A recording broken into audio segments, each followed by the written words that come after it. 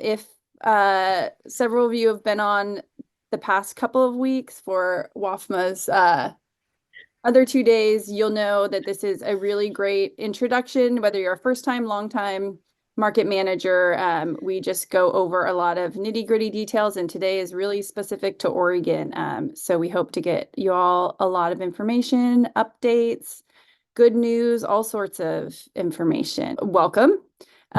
We always encourage folks to lead with kindness and respect. This group, it's always a given. Be comfortable, eat, stretch, move, drink a pop.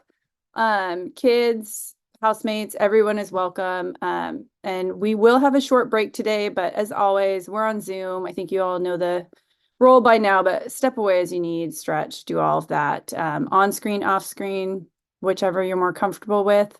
A reminder that we are recording and we will be posting it to YouTube usually, which is linked to our website. And use that chat. We'll have a couple of opportunities for you to respond to prompts. We'll have links, all of that. And yeah, if you have questions as we're going or in the middle of someone speaking, please pop it into the chat rather than interrupting. And we will have time for Q&As and try to get to all your questions. And yeah, that's that. And then we'll go through what we're going to do today.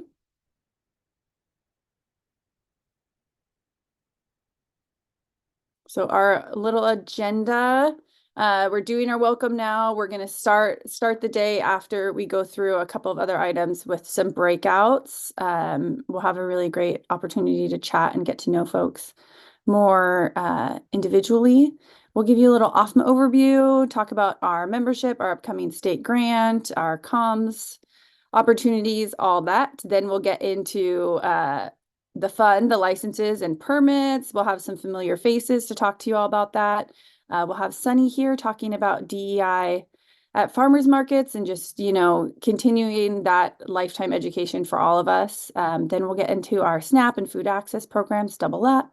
And then at the end, we're going to do something a little bit different this year. You can either sign off, get going with your day, or you can stay on for an extra 20 minutes, depending on when we wrap up for the day. We should have about 20 minutes, maybe a bit more, for a little virtual networking, screen time, visiting, catching up, and really maybe just like delving into more individual topics and just getting to know each other more. So feel free to stay on at the end if you'd like to do that and just really connect with folks. And then the Q&A time, pop those questions into the chat and we will really work to get to all the questions. If not, we always try to follow up with those questions after if we're not able to get you an answer today. And then a little more detail about what we'll do on the next slide today. Just a reminder. We have some really wonderful experts who have a lot of really great information, but we just want to remind you that this is a big overview for everyone.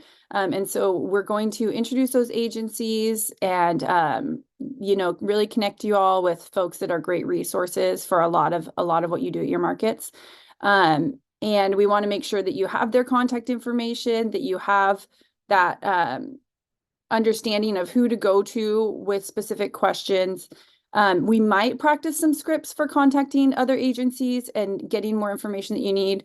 What we won't do, likely will not have time for today, is to deep dive into specific permits, programs, the processes and steps that go into applying, or dig into any one person's specific challenges. We know that it's great to have all of these experts here, but it's unfortunately just not what we have the space and capacity for today. So just a reminder, feel free to put specific questions in the chat or connect with folks. And if we have time, we can get to them. But really what we're here to do is just give a broad overview for, common things for all markets. And then next up. And Amanda, everyone knows Amanda and Kendra. They're going to take us through breakouts and I'll leave it to them. Hi, everyone. Good to see you all here today. We hope you've enjoyed the last 2 days of boot camp, and we want you to have this chance to in the last few days of boot camp, you got to meet markets from all over the place. And this time we want to make sure you meet your fellow Oregonian markets. And so we're just going to break you up into groups of three. We want you to introduce yourself and your market, and you'll have a few minutes to just share about what was the most useful thing you learned at the earlier boot camp sessions. Glad to have everybody back. Hope you enjoyed meeting people more one-on-one or reconnecting with folks you might have known and sharing some more details. Hope everyone got to share a lot of great information and connect with someone who can be a cool peer resource for you at some point. We're going to take a few minutes, just talk about OFMA. We have a lot of new faces here, and I'm sure you've got a general overview and understanding, but we're going to go into a little more detail and then also talk about some new programming that we have coming up this year. So OFMA is Oregon Farmers Markets Association. We are an organization, we've been around for about 37 years. Our sole purpose is to support and promote farmers markets in Oregon. When we started, I think there was something close to 14 farmers markets in the state. We now have over 140. So it's really grown, and particularly in the last 6 years, we went from having all volunteer support and work for the entire organization to hiring a part-time executive director, to then hiring a full-time program manager, and now a half-time communications manager. And so we are a very small team, but we're really working to grow and support markets as they continue to grow. One thing I think is really cool to share if you're new to farmers markets is that in Oregon, the revenue that's generated at farmers markets is over $60 million each year. So farmers markets have a huge impact on the community, and a really special thing about farmers markets particularly is that money that's spent on food in your local community, 90% of it stays in your local community. When someone in your community shops at a chain grocery store or another traditional way of purchasing food, you know, it's less than 20 cents that actually stays within the community and goes to the farmer. So we just think farmers markets are really impactful, not just for getting people really healthy food and supporting small farms, but also a real economic benefit for the community. And just want to thank you all for the hard work that you do. Market managing is one of the more challenging jobs I've ever been engaged with. Oh, somebody's off mute. Did somebody need to come off mute, or are we good? You're good, Ashley. Keep going. Great. You all have a really challenging job. You wear a lot of hats, and you know, you're basically managing an event every time you have a farmers markets. And we know historically event planning is one of the more stressful jobs, and just want to congratulate you all on what you do and thank you for the work you're doing for your communities. It's really impactful. And so our work to support you means providing a lot of resources. And if you haven't yet, this year and next year, our membership is totally free. It's usually we try to make it really accessible and affordable in normal times. We have a huge state grant that's over it's $2.5 million over the next 2 years, which is really major. And we're going to flow most of that money out into your markets through some grants. But we do hope that you will join membership. It is free. That helps us stay better connected with you. It helps us have a straight line. It helps you stay engaged to the new resources that we have available, grant opportunities, lots of things. Most of you are new, so this isn't a change for you, but it is a big change for us internally. So we're moving to Market Spread. It's not exactly a membership platform, but it is a market managing software. We are just asking folks to create a profile there so that you can connect to our membership. And if you had a profile before, you simply need to go in and claim it. Kendra shared a link in there, but there's more details there. But it is free, and it is really user-friendly to add your profile or claim your profile previously from Market Spread. And then later in the spring, we'll also have the opportunity for a lot of markets to have free full access to Market Spread. And if you use Manage My Market, we'll have the opportunity for those fees to go into upcoming grants. So hopefully, if you're not using a market management software, we can get you connected.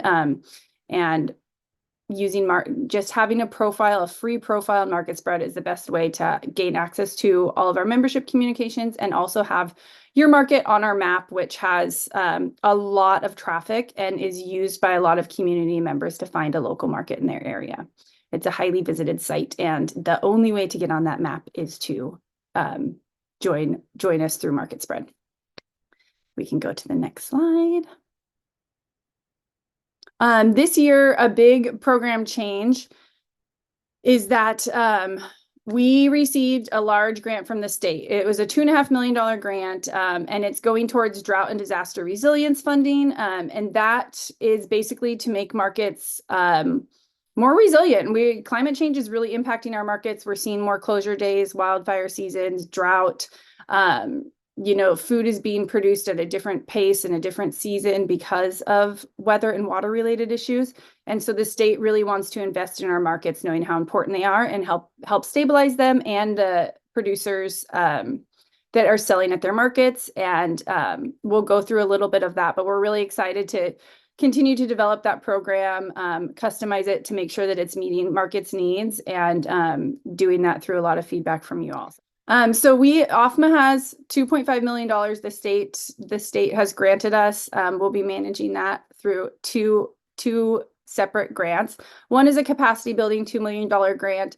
The other half is $500,000 to enhance SNAP use and accessibility at markets. And so that's basically, we are subawarding that directly to Farmers Market Fund, an amazing organization here in Oregon that matches SNAP benefits at markets. We love it, and we're really excited. We know how much work it takes market managers and volunteers and the folks operating a market to just get signed on with SNAP, accept it, manage the program, all of that, and being able to grow those programs, support your staff while they're doing that, and then also grow community awareness about that. We're really excited to just really increase that program across the state. That's going to go in 2 years. The first year is $250 and the second year is $250. So it's a lot of funding. I think the Molly Natorani growth grant to support staffing around SNAP benefits in the Double Up program has been going on this will be its 3rd year, I think now. And the biggest year was $70,000. So this is a huge leap in funding, and we're really excited to get it out to you. So hopefully you all applied this year, and Mallory from FMF is going to be here today talking a little bit more too. So that's one bucket of it. And the other bucket is $2 million. And we're breaking that down into really 2.5 years of budget. And most of that is going to go directly through market capacity building grants that will come straight to your markets to support, everything from equipment, misters, shade tents, management software to help you manage if you need to change your market, different maps, all of that, and communications to your vendors in the opportunity that you might need to close your market, close early, shift because of weather related, and then also staffing to help you all sustain your team and make sure that you have opportunities for training around climate friendly farming practices, support climate friendly vendors. A lot. It's gonna have a lot in it, but we're really excited because most of that funding is gonna go straight through grants to markets. So make sure you stay connected and keep an eye out. We're hoping to have applications open and available within the next 45 days. Everyone cross your fingers. It's a new program, so it's a little slow to launch. We'll also be doing a statewide awareness campaign as a big part of that. We really want to let consumers know the environmental benefits of shopping at their local farmers market. The environmental benefits run deep. I think you guys know those very well. It's not just the distance the food is transporting, but it is the practices, it is the freshness of the food, it is the lack of food waste. There's so many environmental benefits, and we want to make sure that the entire community of Oregon knows that shopping at their farmers market not only enhances their community economy, but also improves their community's environment, and the benefits of spending your money at a small community market like that. So that will be a large awareness campaign, and we're really excited for that too. We hope that it will grow your shopper count, hopefully attract new vendors as well, and just really help our markets thrive. And we'll have more information about the grant that we'll probably be bombarding you with over the next couple of months. And then we can go on to the next one. And I think Kendra's gonna talk about some more events and resources coming up. Kendra. Good morning, everyone. Again, my name is Kendra, and I'm the Community Engagement Coordinator with OFMA. And I wanted to share a few ways for you to connect with all that OFMA has to offer. So OFMA has a wealth of resources that can help to enhance your market experience. And that's whether you're a market manager, a board member, or a vendor. And when you visit our website, which is OregonFarmersMarkets.org, it's here on the slide. Especially if you click resources at the top of our homepage, you'll find a lot of information about starting a market, operating a market, and vending at markets. And that includes past webinar and workshop recordings, PDFs, toolkits, just a wealth of information, documentation, articles, and blogs to help you get answers to the questions you might have about how to operate your market. I especially want to point you to OFMA's YouTube channel because that's where we're cataloging all of the webinar and workshop recordings, and we have them categorized by topic. So if you're interested in topics relevant to vending or personnel practices at your market or DEI at your market, you can go to the YouTube channel and browse around and find a recording that fits your question. And as a statewide organization, we regularly host online events and gatherings as a way to foster collaboration and knowledge share among market staff. And one of our favorite ways to do that is with our monthly peer learning circles, which are shared learning spaces where market staff can connect with one another and share experiences, insights, and best practices, and especially ask questions. And I found it to be a really supportive community where market staff are learning from each other and sharing successes and challenges. And then we also have a bunch of free webinars and workshops like today's boot camp.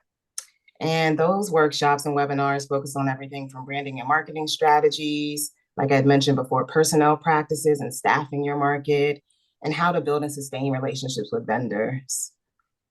So we hope you'll join us at one of our upcoming events. And I'd like to share a little bit of our springtime event calendar to maybe excite you all about what we have coming up. So on April 17th, we have diversifying packaged food vendors in your market, where you can hear from Hannah Kohlberg, who is a food vendor and organizer of the Pacific Northwest Packaged Food and Beverage Group. And you'll also hear from Food Muse founder and Good Food Foundation board member, Mackenzie Phelan, about like essential resources and best practices to support packaged food makers. Because farmers market organizers often talk about recruiting farm vendors and how to support and sustain farmers as like a corner store of the market. But it's important to also think about processed and packaged food vendors and ensure that your market is really diverse in the products that you serve to your community as a means of building and sustaining relationships with a variety of vendors. So that's on April 17th. On April 30th, we're having our second, I believe, Market Innovation Showcase featuring the Corvallis Albany Farmers Market. In 2023, Corvallis Albany Farmers Market sought the support of a business consultant to help create a transition plan for when its longtime market director steps down. So at this session, Rebecca Landis, who is Corvallis Albany's market director, she'll share the progress and the steps that the market's taken to increase the likelihood of a smooth changeover. On we're in May now. In May, we'll have mental health crisis and de-escalation training. This was an extremely popular training last year. This training was not recorded, and it will not be recorded this time either. So if you're interested in this training, we encourage you to register as soon as possible. Because at this training, Britt Urban from Portland Street Response is going to guide us through the best way to de-escalate someone who's experiencing a mental health crisis inside the marketplace. And so this could range from someone in mild distress to someone who's become more aggressive or threatening. But the training will elaborate on the definition of crisis, break the crisis down into a couple stages, and explain how to safely intervene. May 21st, we're having another market innovation showcase. This time we're going to highlight the Woodlawn Farmers Market. The Woodlawn Farmers Market also sought a consultant to help them to put together a market charter, workflow outlines, and other organizational documents for their board, with the intent of making joining their board and board governance a more welcoming process. So at the session, the board members will share out their charter and their board member packet and make that packet available for use as a template to any market that comes to the showcase. And they'll also talk about what they learned in the process of working with a consultant and what some of the challenges of documenting the board information has been, and why they think that working with the business consultant to organize their governance materials is benefiting their market. And then May 28th, we have Rising Tides Float All Boats and Farmers Markets. This will be facilitated by Kat Fields White of Farmers Market Pros. And Kat is going to guide us through answering a few questions like, can there be too many farmers markets? How do you deal with a new event or market that feels like it might be encroaching on your established market? So Kat will guide us through how to communicate, cooperate, and create coalitions among markets to amplify the possibility for success for all the markets that are involved. So if you want to register, you want more information about the events, please visit our events page on our website. The link is here at the bottom of the slide, bit.ly/OFMA events is the best way to go.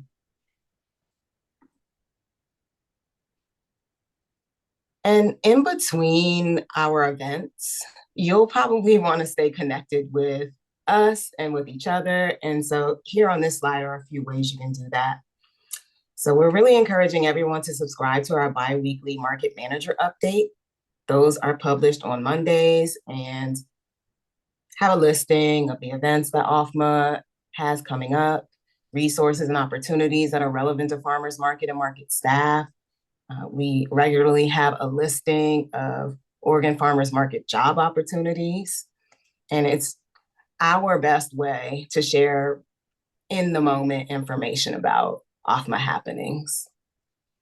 You can also follow us on social media if you're not already. Our Facebook information is here, as well as our Instagram information.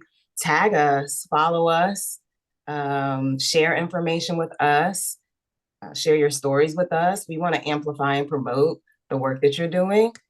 And the best way for us to do that in this digital era is through social media. And if you're in the Portland area, there's a PDX Market Manager Google group.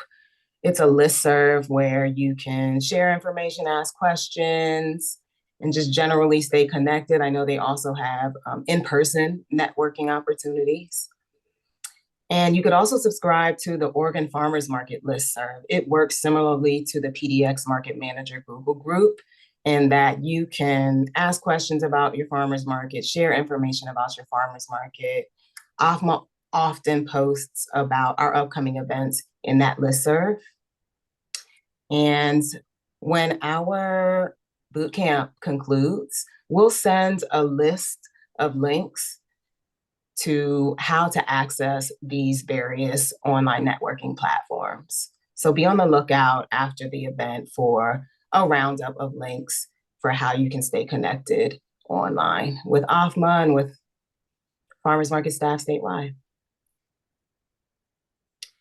And now feels like a good time to get to the good part of this. I know you all came for this virtual training day, so I'm going to pass things off to Amanda so we can get started with the meat of our meal today.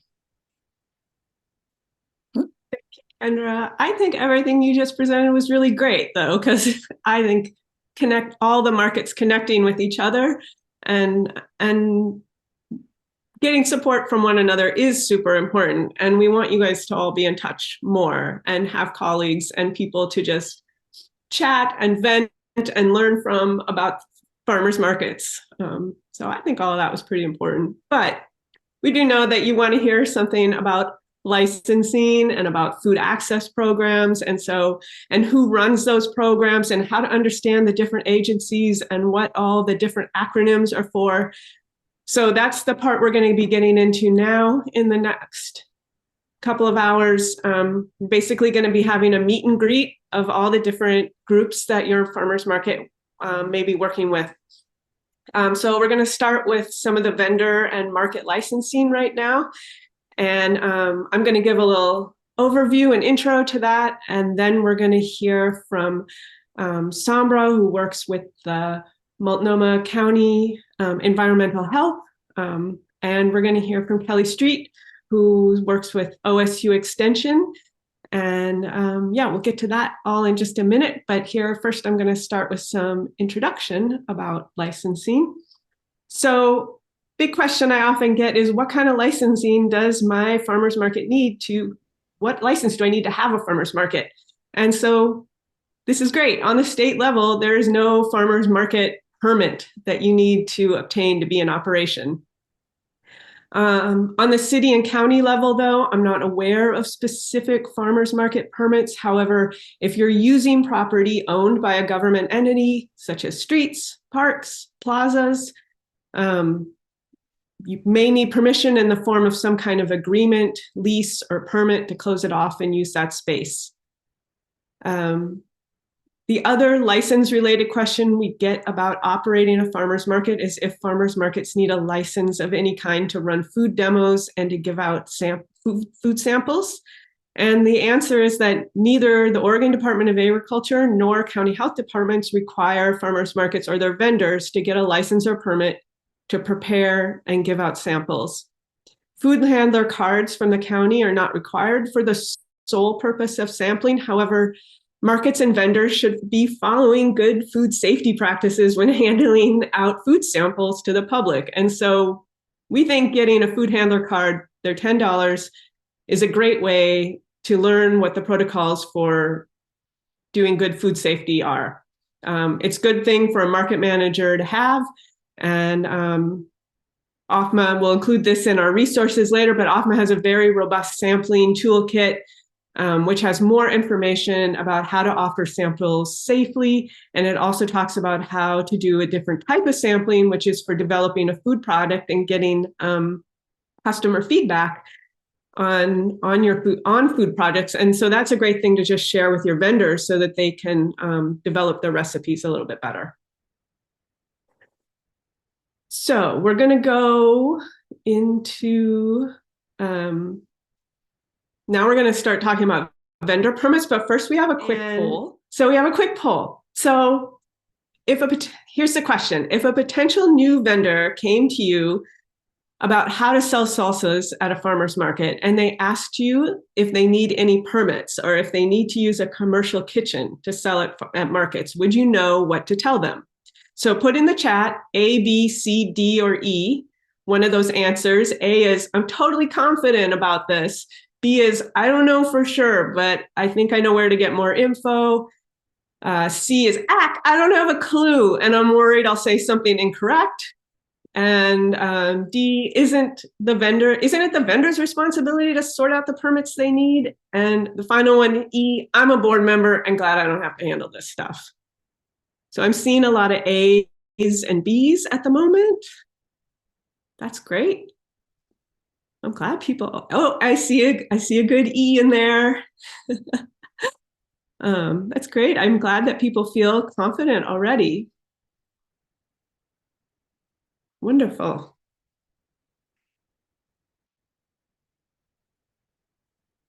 Okay. Oh, there's another E. It's so great to see board members here. This makes a big difference to your staff. Thank you for coming. Okay, I'm going to go into talking a little bit about those licenses. Okay, we know there's a lot of rules and regulations and licenses that can apply to farmers market vendors. And this is an area I hear a lot of market managers stress about. They say they don't know what all the permits are. They get confused about who issues them. They don't understand the process of how vendors get permits or how to find out if a vendor has the permits they need.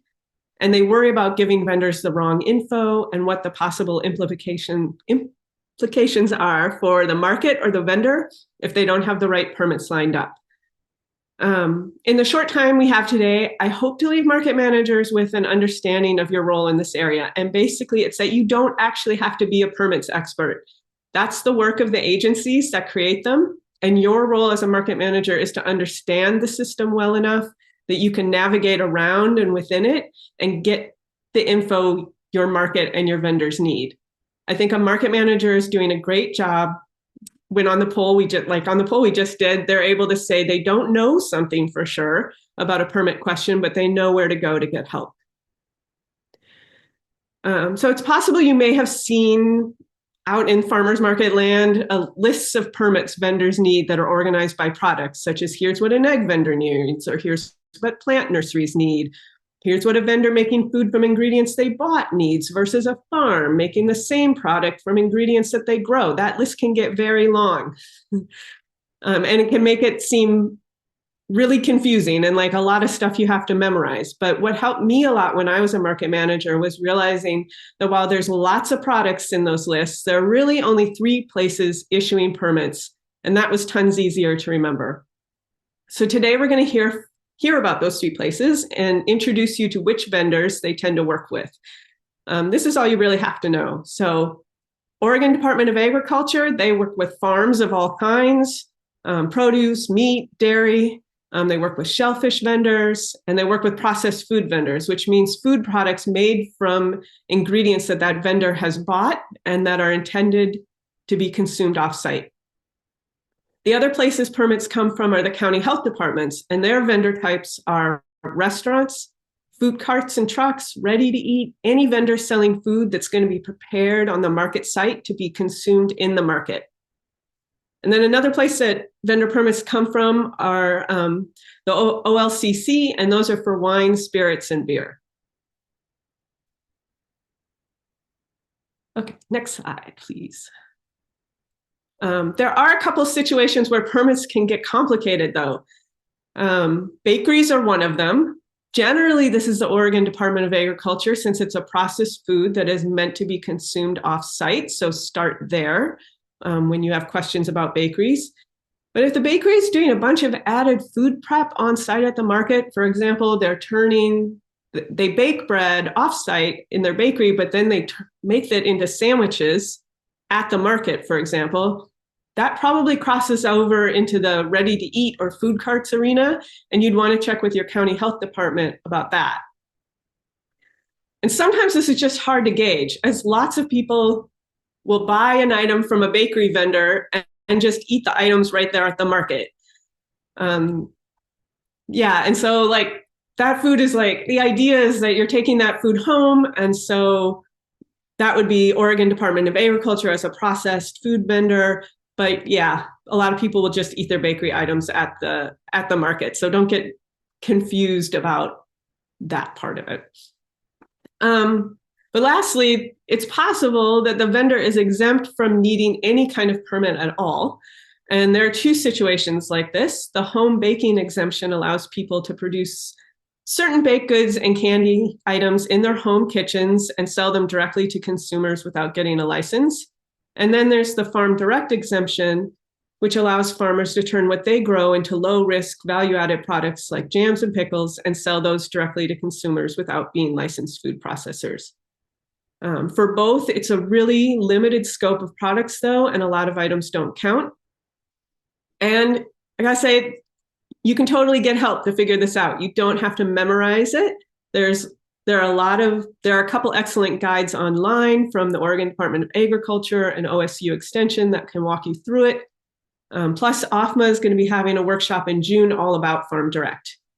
And we're going to be hearing from Kelly Street from OSU today, who will be another person that you can go to with your questions about this. Okay, next slide, please. And so lastly, I just want to show how I used to handle questions like the one in the poll. If a potential vendor asks about selling salsa, first of all, I would get more information. I would find out, are they a farm or are they buying their ingredients? Either way, it's probably going to be getting a license from the Oregon Department of Agriculture, but that info is important for which rules apply to them. And what I would do is I would call or email the Oregon Department of Agriculture, and I would say, hey, I'm a market manager, and I want to understand what types of permits a potential vendor of mine should have. You don't even have to name the vendor. This can just be about you getting information for yourself. And I'd tell the ODA, like, they're selling salsa that they're making from ingredients that they bought, and they want to use their home kitchen. What type of permit do they need? And can they make this product at home? Or I might say, hey, they're a farm making salsa from ingredients that they grew on their farm, and they want to use their home kitchen. What's involved here? Do they need a permit? Are they exempt? When you get your answer from the ODA, you can go back to the vendor and let them know, hey, here's what I've learned. And then you can also help the vendor, like say, here's how you, the vendor, can get in touch with Oregon Department of Agriculture, and here's what you should tell them. And depending on the level of help you think that vendor needs, you can offer additional pieces of help. Like you can actually like introduce the vendor over email to the Oregon Department of Agriculture, or make sure that they have the phone number, or you could do a conference call and call with them if they need that level of help. A lot of people want to take that next step on their own because it is their business and they want to be in charge of their own business. But some people, like talking to these agencies is new, and they might need a little bit of backup help from you to feel comfortable. So now you're going to meet some of the people who can help you with questions that you might have about vendor licenses. We're starting with Sombra Forrest, who's the Senior Environmental Health Specialist at the Multnomah County Health Department, working in the temporary restaurant program.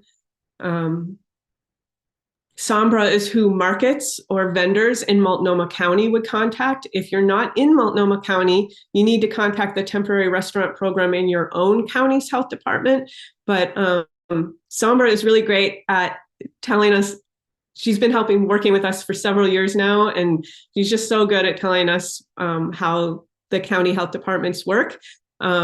And if you do have questions, you can always check with her. But just remember, if you're in a different county than Multnomah, your actual contact will be somebody different. Although I think Sombra would be happy to take a question now and then, even if you're not in Multnomah. But Sombra, thank you for being here. Yes, my name is Sombra Forrest, and I've been working with the county environmental health department for Multnomah County for since 2006, and I've been working with the temporary restaurant program since 2007. So it's been quite a number of years. And yeah, I think, how many years have I been doing this with you, with the boot camp? I think a few years now, huh, Amanda? About 3 years, yeah. Yeah. So happy to be back and to answer questions afterwards. So we'll just get right into it. So one of the questions is, what do county environmental health departments do around the state? And we'll just get right into it. So, our FDA food code is adopted, by the Food and Drug Administration, and each state adopts, either the whole thing or parts of it. Of course, there's local ordinances that each county can implement for things that they're different for every county in Oregon. We'll get into that later, but basically, it's all a code that we work off of when we do inspections, and we're mandated to do those inspections. So it's quite extensive, this food code, and it does get updated every couple of years when new information, it's all science-based, comes out, and counties can choose to adopt the newest code. The code we're working right now is quite old. It's 2009, but we're looking to adopt the newest code soon. So at the local departments, again, we are mandated, and we do these every 6 months, these inspections those are for food carts and brick and mortar type restaurants. Now it's different for temporary restaurants, the way that we inspect. We're just mandated to inspect them at the beginning of their license when the first day they operate. So at farmers markets, they typically, renew their licenses quite often, either every 30 days or every 90 days. So we'll be out there more often than we do at the brick and mortar type restaurants. And so what do? We obviously, we're ensuring food safety practices are safe. We make sure that we don't have foodborne outbreaks, and those can come in many forms from different types of viruses and bacteria that get introduced through food, through unsafe food safety practices. It can actually come in from produce from the fields, and also from manufacturing distribution of food. So, but our job is to go out and make sure the vendor who's preparing that food is doing it in a safe way. So, what is the process of getting a temporary event license like for vendors? Well, we ask that they submit a licensing application. It's pretty simple and straightforward. Our website, they can typically now do it online. It makes it a lot easier. And we ask that they do it in advance because it does put a lot of stress on our inspectors and market managers and the vendor if they don't get their license application in ahead of time. And again, we have those two different types of licenses offered for the farmers markets. It's a 30-day or seasonal 90-day. Why we offer the 90-day? In the past, vendors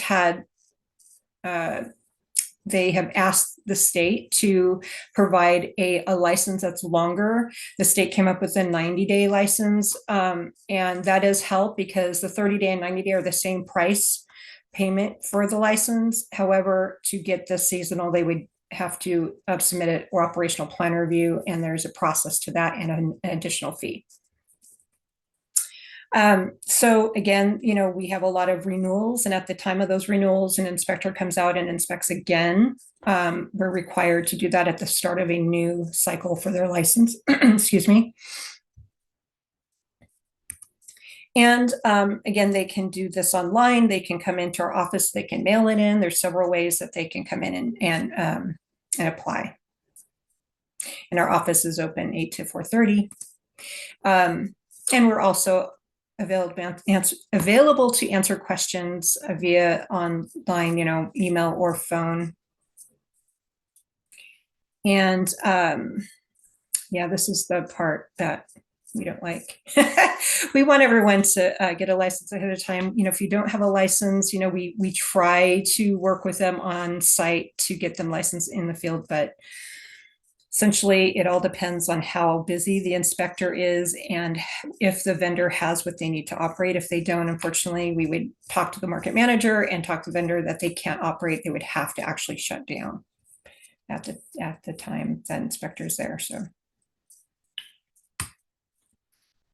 okay, so how to check if a vendor has their license? And well, it's pretty easy to see. It is quite bright, and I'll show you on the next slide. We have these really bright neon colored licenses, but that's for a reason, so that we can, when we go by, we can see that they have one, and it lets us know, and it lets the public know and the market managers know that they have a license. Sometimes when we go out to inspect, the vendors forget to post them. So we ask market managers if they can help remind them to post their licenses in their food booth in public view. yes, you can call us. We don't get, we do sometimes get questions from the market managers, but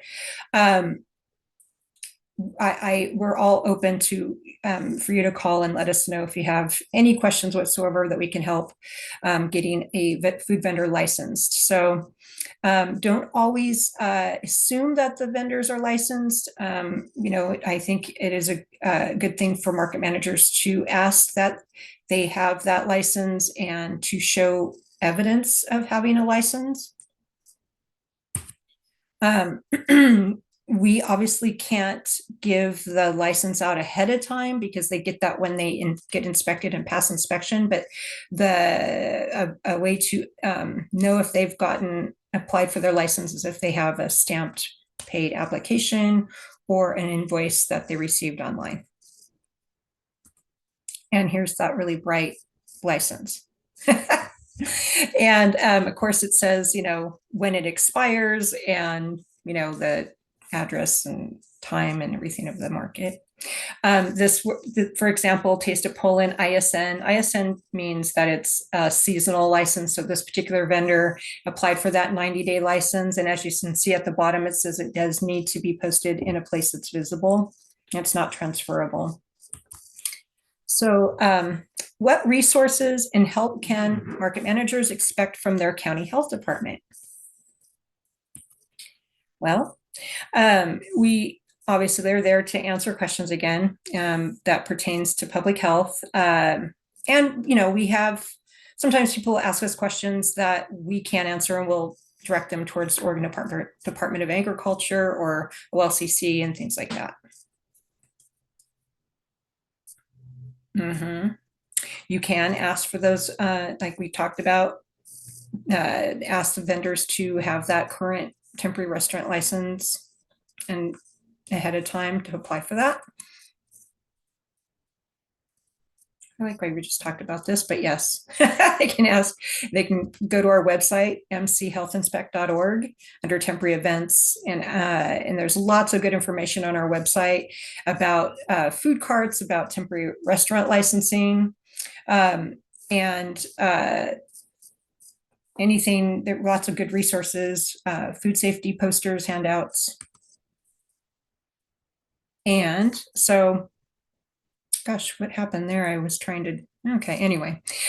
So what to expect when the health department is on site at the market. We have 3 inspectors that work on, we call the temp team. And usually the newest inspectors that we hire, they start out working the weekends. We are by seniority and we're union. So the newest inspectors do that.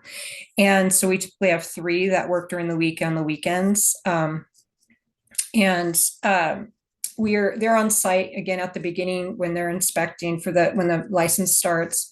And, our job is to really make sure that the food is safe and that they have what they need to operate. Again, do they have their temporary hand wash station? Is it a proper setup? A proper setup for hand wash is a 5-gallon capacity container that has warm water, has free flow spigot. Do they have the thermometer they need? So there's different types of thermometers. The one that we really are recommending and require for certain foods is the thin tip digital type thermometers, that they have their sanitizer solution set up with the proper test kit, and again, they have the proper equipment, with their hot holding, cold holding storage for their food, their separation for raw and ready to eat food. And so there's, quite a number of things we look at. And it can change obviously with every vendor, depending on what type of food they're serving. We also, we don't allow cooling on site. So we are going to make sure that food is at the proper temperature. If it's not, we then start asking, where did the food get cooled at? Because if we see improper temperatures in their insulated coolers, we're going to start asking questions about that. And we don't allow any cooling in the insulated coolers on site. So, and the main reason we're out there is to prevent foodborne illness. And, we're going to be looking for ways that, vendors are cross-contaminating, if they're hand washing in between taking money, prepping raw and ready to eat foods. They're basically, they're not working when they're ill. But also we look at a number of things. So. Okay, so how do you reach the right person to get information? You can, I'm that person. I'm the senior inspector for the program. I've been doing this long enough that I think I can answer most questions. There's still times where I do have to ask others, but pretty confident about that. I can answer most questions. And again, our website is mchealthinspect.org. And, so again, lots of resources on our website. So there was a question here about differences between counties. There really isn't a lot of differences. That Oregon, follows the same, FDA food code across counties. The only thing that may differ is the local ordinances.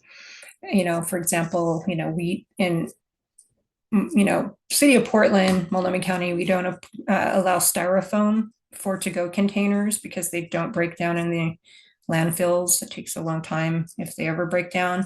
And the non-latex gloves as we require because of the latex allergy.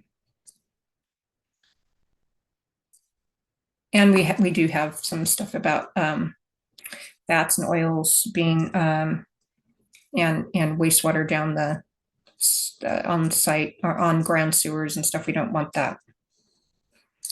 Rule changes. So we in 2020 in Oregon, the Oregon Health Authority that oversees the counties at the state, their state program. We had an existing food exemption list, but they added on to it. So now, and it's just for temporary events.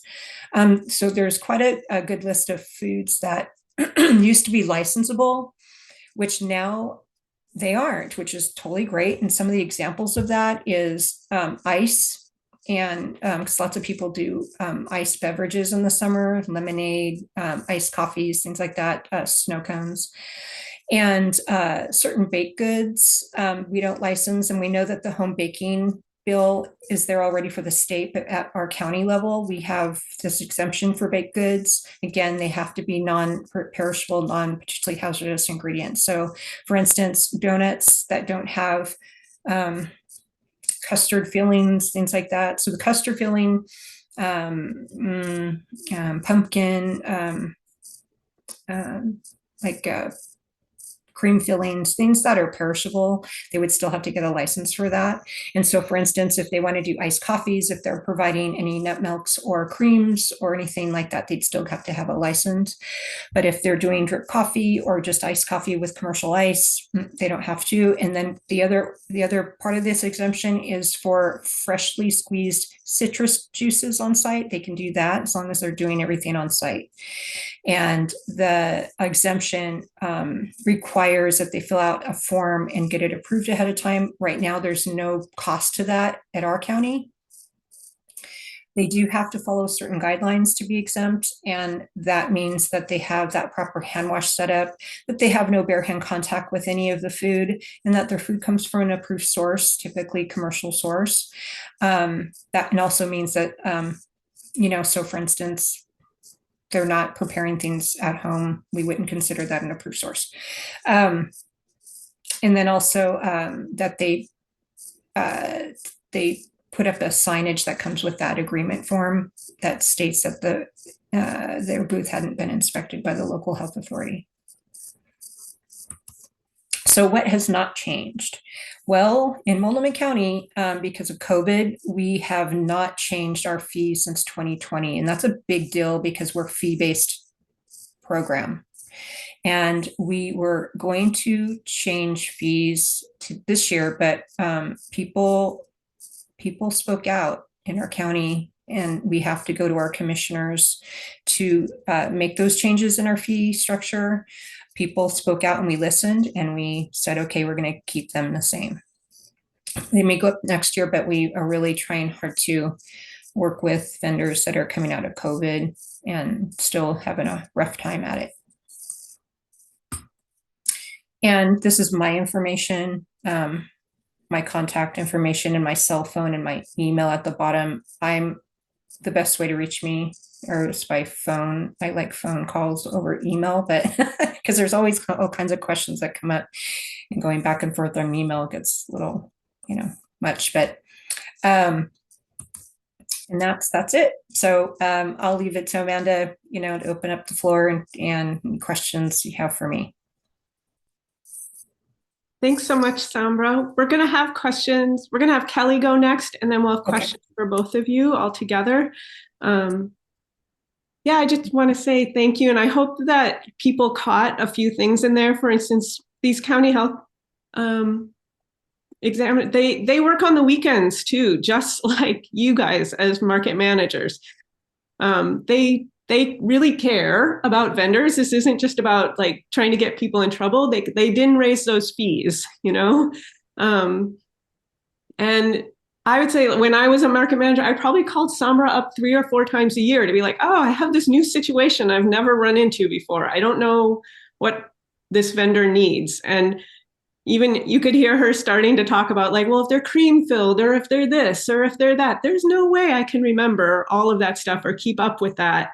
And it's just, they like to answer questions. They like to help you. Don't be afraid to call and ask and get help and find out what the answer is. Yeah, there's people come up with so many different ideas. It's exciting to hear what vendors will call and they want to do all this different stuff. And you have to sort of like tease out everything, like, okay, listen and go, all right, I think it's best, if you call this person, or let's think about how your process is, what you're doing. And it's so creative. People do so many different stuff. And I think, I don't know if I put it on my slides, but I was meaning to it. I don't know that most of the vendors have been working there for a long time at these markets, for so long that they do so well. It's like, it's just more formality that we show up because they're really familiar with all the, food safety guidelines and practices. And so it's not very often that we have a lot of issues. There's just a lot of really good food vendors that have been doing this for so long that they're really good at it. So that's great to hear. Yeah.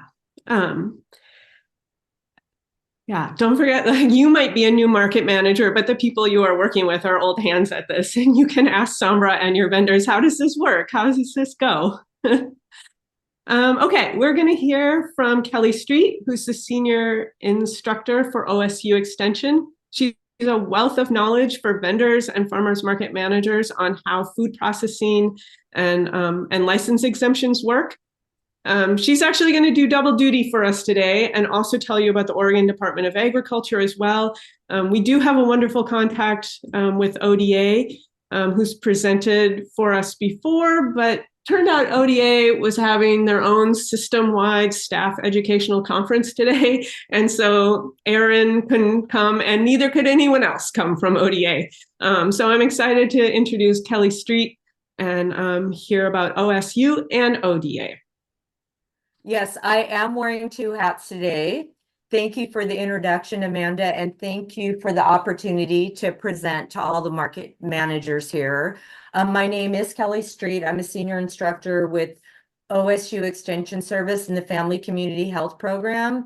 But what I did was I queued up Erin Lockett's slides first. And so I'm going to switch hats a little bit and share with you what she asked me to share with all of you about the services that ODA provides. And then I'm going to go back and share what services and programming opportunities that the Oregon State Extension Service can provide for everyone. So anyway,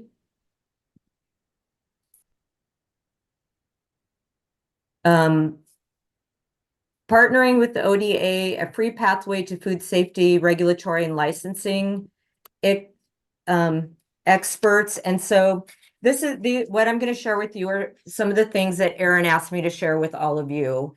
Is you just kind of heard what the environmental health department does and the depth and breadth and scope of services that they do. So what types of services did the Oregon Department of Agriculture provide? So what the food safety program does is it licenses food establishments, and this has already been covered a little bit, but under ODA's purview would be food establishments like retail, butcher, convenience, dairies, cannabis licensing, big box stores, beverages, seafoods. Those are just a few examples. They also provide like consultation visits to get you towards licensing. But Erin has made it really clear, at least in some of the conversations I've had with her, is that they don't create your plans for you. I mean, because if they did, it would be their plan and not your plan.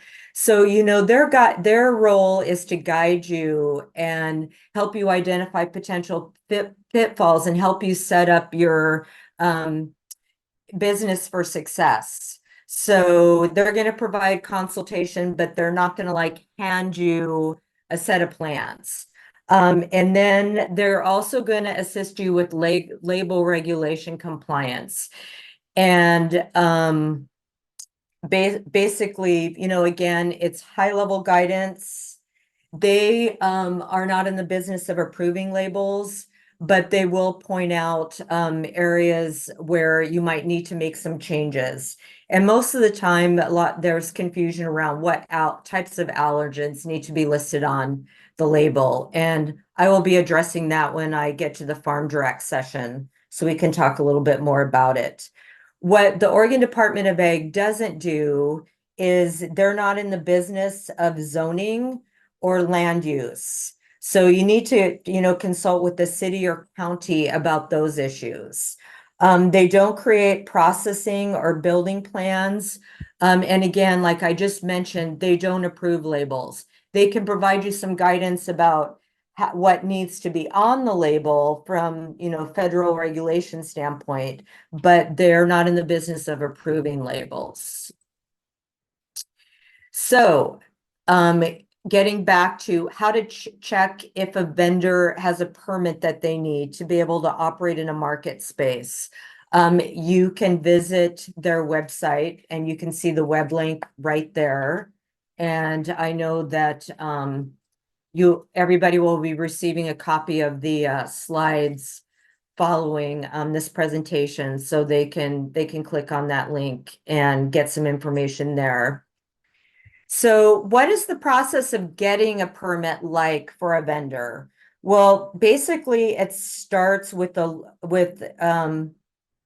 contacting your local food inspector. And one of the things that I do in my role as an educator is I help folks identify who their local food inspector may be. And if you get onto the ODA website homepage, to the left, you will see a market link that says Find My Local Food Inspector.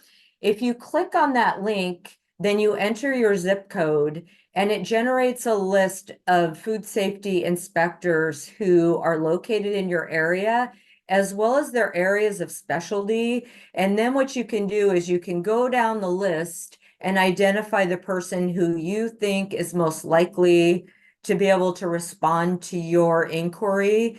And then there is a phone number and an email address for you to be able to contact them directly. So once you set up a time to be able to consult with that ODA inspector, they're going to go over with you the scope, what type of licensing that you need. They'll help you with with your plan and do a plan review. They'll help you go over your facility. Sambra just talked about what the environmental health folks look for, in temporary restaurant settings. Well, ODA inspectors are going to be looking at what types of operations, equipment, supplies, et cetera, do you have set up to support food safety in your facility? Do you have a 3-compartment sink set up? Do you have hand washing sinks set up? Potable water, all of those kinds of things. And then after all those pieces are up and set up, then they will actually schedule an in-person visit with you to do the final approval.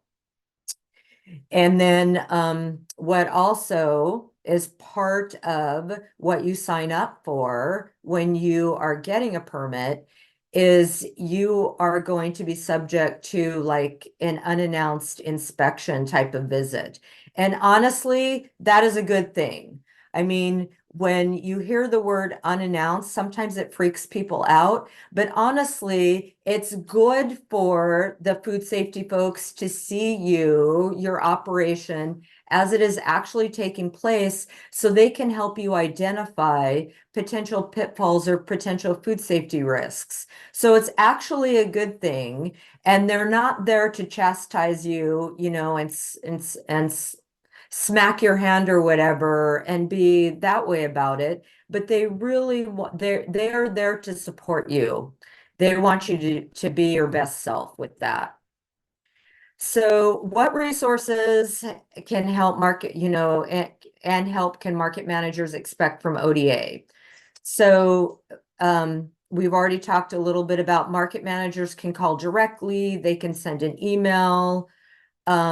You can, there is also, and I will share this in my presentation, where you can go to get a list of all the different licenses that are available. You can click on that link and find that out. But I will tell you, your eyeballs are going to glaze over when you go to that list. So honestly, another good reason to establish a relationship with your ODA food inspector who's in your area, and they can help you identify what you need.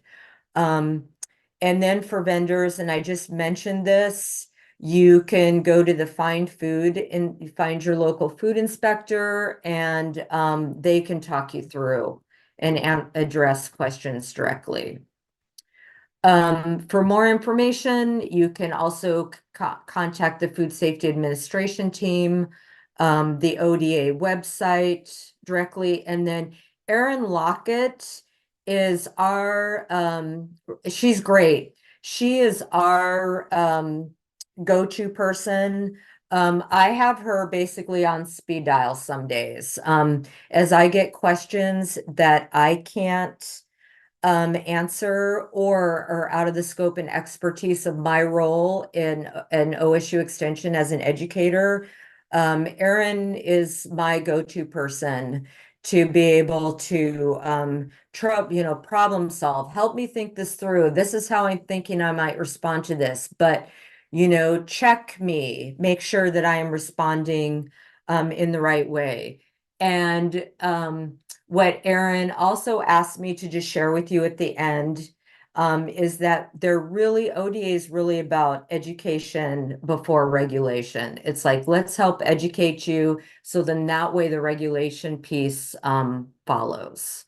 So I hope that was helpful. I mean, that ODA food safety division is not my world, but I will say I rely on them frequently to help me talk through some scenarios, and in our collaborative partnership arrangement with OSU and ODA. Basically, OSU Extension Service, we provide quite a bit of programming. And just as an introduction, and some of you are going to be familiar with programs, I'm in the Family Community Health program. But we have a small farms program. We have a horticulture master gardener program. We have 4-H youth development that folks are familiar with. We have forestry. We have Sea Grant.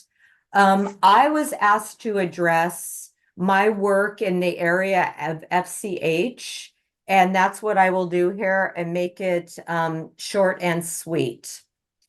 So family community health, our areas of focus are like nutrition education. We support SNAP education activities at the farmers markets. Some of you may have seen OSU Extension Service in farmers market settings doing food demos, administering pop club activities, doing farmers market tours, assisting with double up food bucks or Wicker senior coupon programming. We do all that kind of stuff. We're involved in food security, safety, and home food preservation. We deliver a lot of emergency preparedness workshops in the summer. What I'm going to address here in the next few minutes is my involvement with our community food systems work, which covers producer processed value-added products.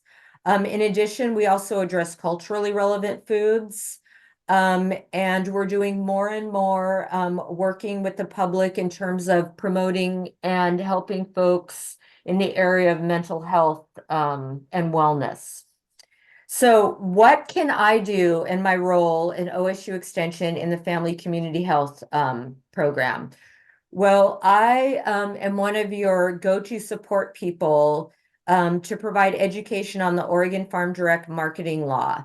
And since the law was updated in the summer of last year, I've delivered 8 what I am calling field to market workshops around the state, which is a deep dive into the nuts and bolts of the Oregon Farm Direct marketing law.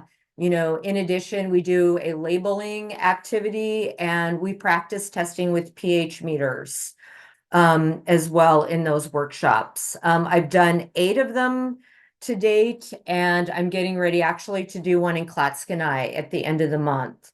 So if you're interested in any types of, you know, a little bit of deeper dive workshops for your vendors, you know, let me know and I can help provide education for that.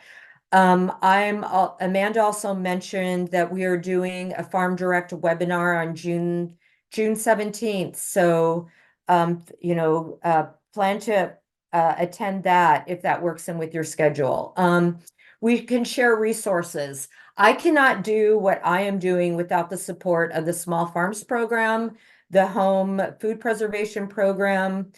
And on my slides, I have screenshots of those pages where you can go to. And I will also put the links into the chat. The other thing that I do is that there are conundrums and there are gray zones in the Oregon Farm Direct Marketing Law. Agriculture producers point them out to me all of the time.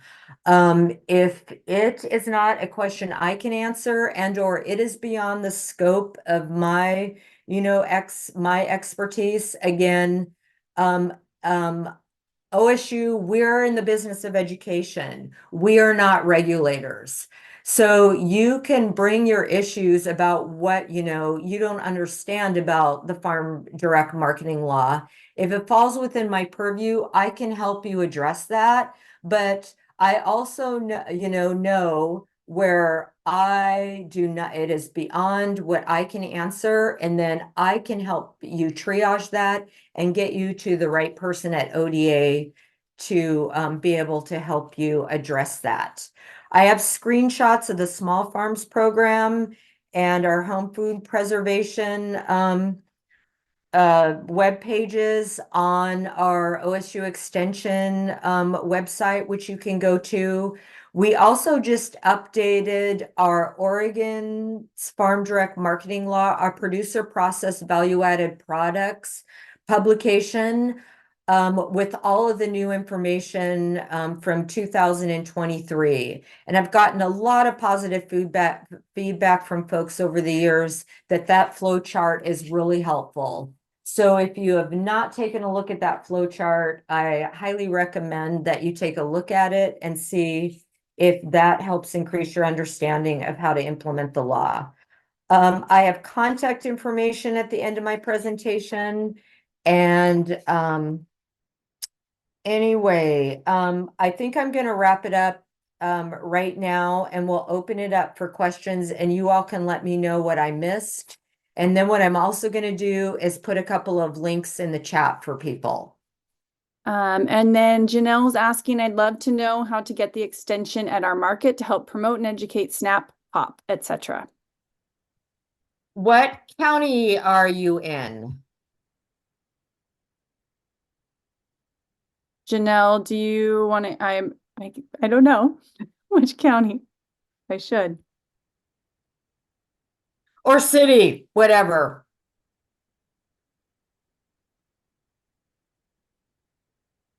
Maybe we lost Janelle as well. Well, anyway, I mean, you can certainly contact me, send me an email. And then what I can do is connect you with the SNAP Ed program coordinator who covers your county. And you can and then you can, connect that way and find out what some of the potential programming opportunities in your market may be. Oh, wonderful. Yeah, absolutely. That goes for Janelle's anybody. replying that they're in Benton County. So great. Yes. So yeah, I will send me an email, my dear, and I will hook you up with the SNAP Ed program coordinator in Lynn Benton County. And to follow up on that, it looks like there's a lot of folks interested in that as well. We have Multnomah, Gresham, another Benton, Clackamas, Hood River, Washington County, another Benton. So it looks like there's a lot of interest, Kelly. So your response is to email you directly for that? Yeah, just email me directly, because then what I will do is I will connect you with the program coordinator in that county. And that's, you know what I mean? That's just the easiest. That would be the most direct way. And then you all can have a conversation. Thank you. And Yeah, Greg? no, I'm happy to do that. That's our job. We need to be out there educating. Thanks. Greg, I think your question is for Sombra, but how do you handle that fire and health may want different layouts for food vendors? We hear that a lot. For the fire department. Yeah.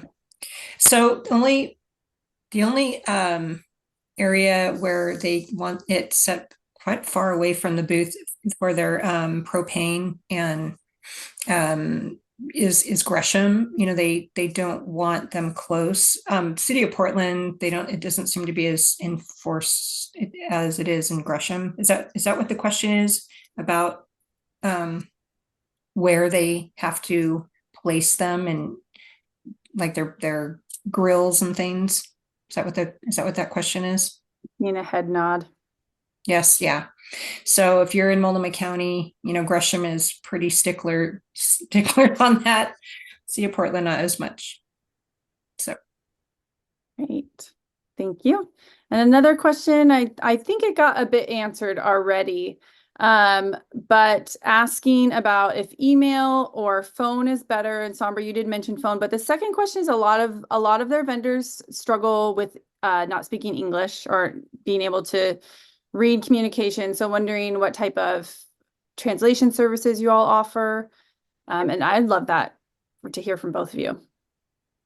yes, so we have people in our office that are bilingual, Spanish, Vietnamese, and couple other languages that we have people translate by just calling, talking to our office staff.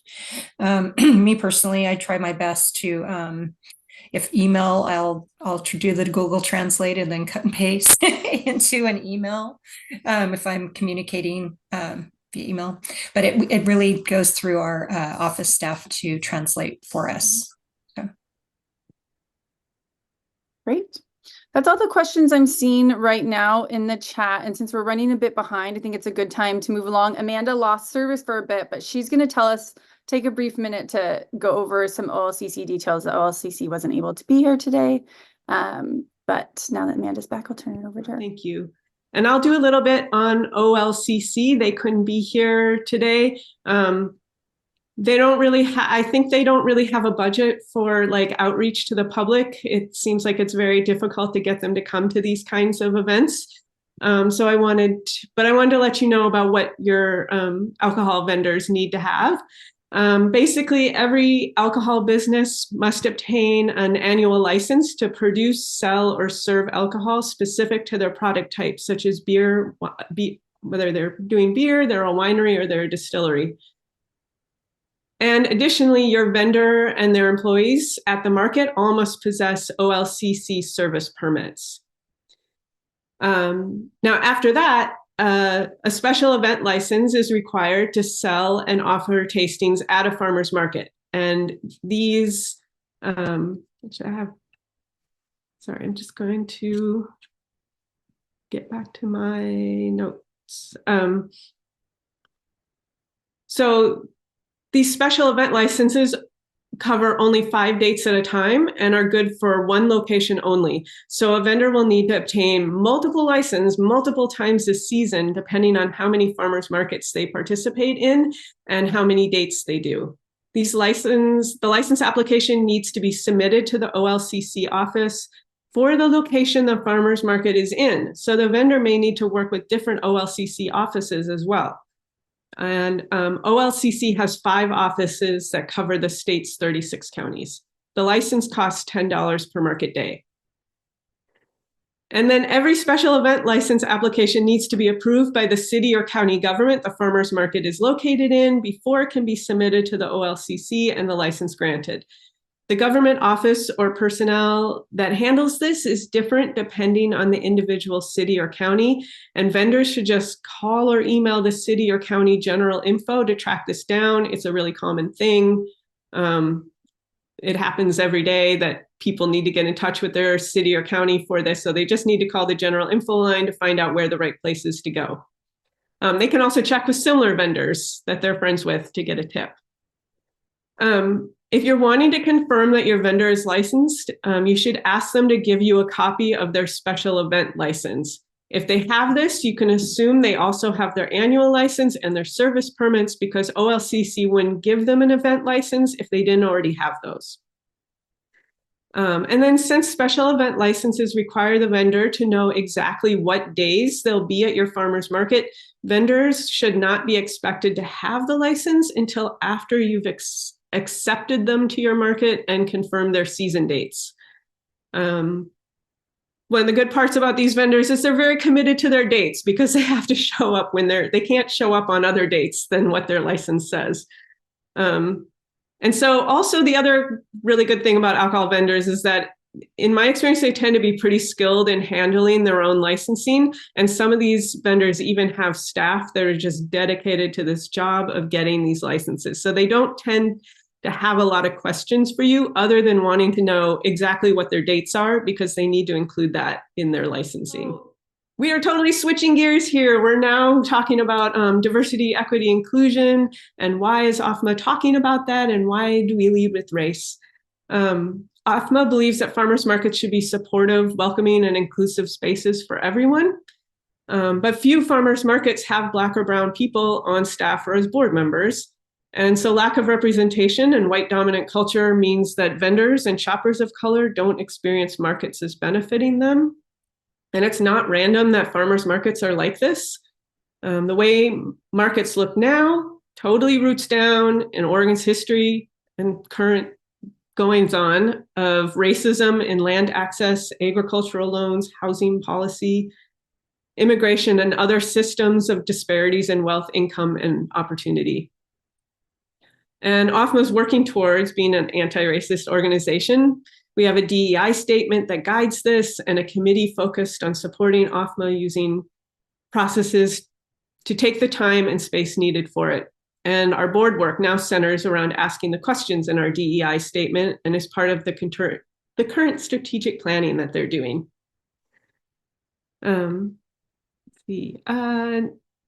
And also, we're talking about it because farmers markets themselves want to change too.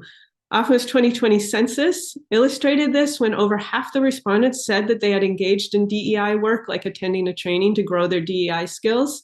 And 35 said that their market announced their support of the Black Lives Matter movement and actively recruited Black and brown vendors, and had equity spelled out in their operations, or had dedicated actual time and budget to DEI work.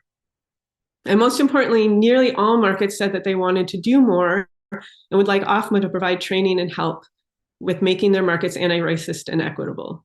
So today we want to introduce you to Sunny Dakota Spencer, who's been working with OFMA for the past 4 years now.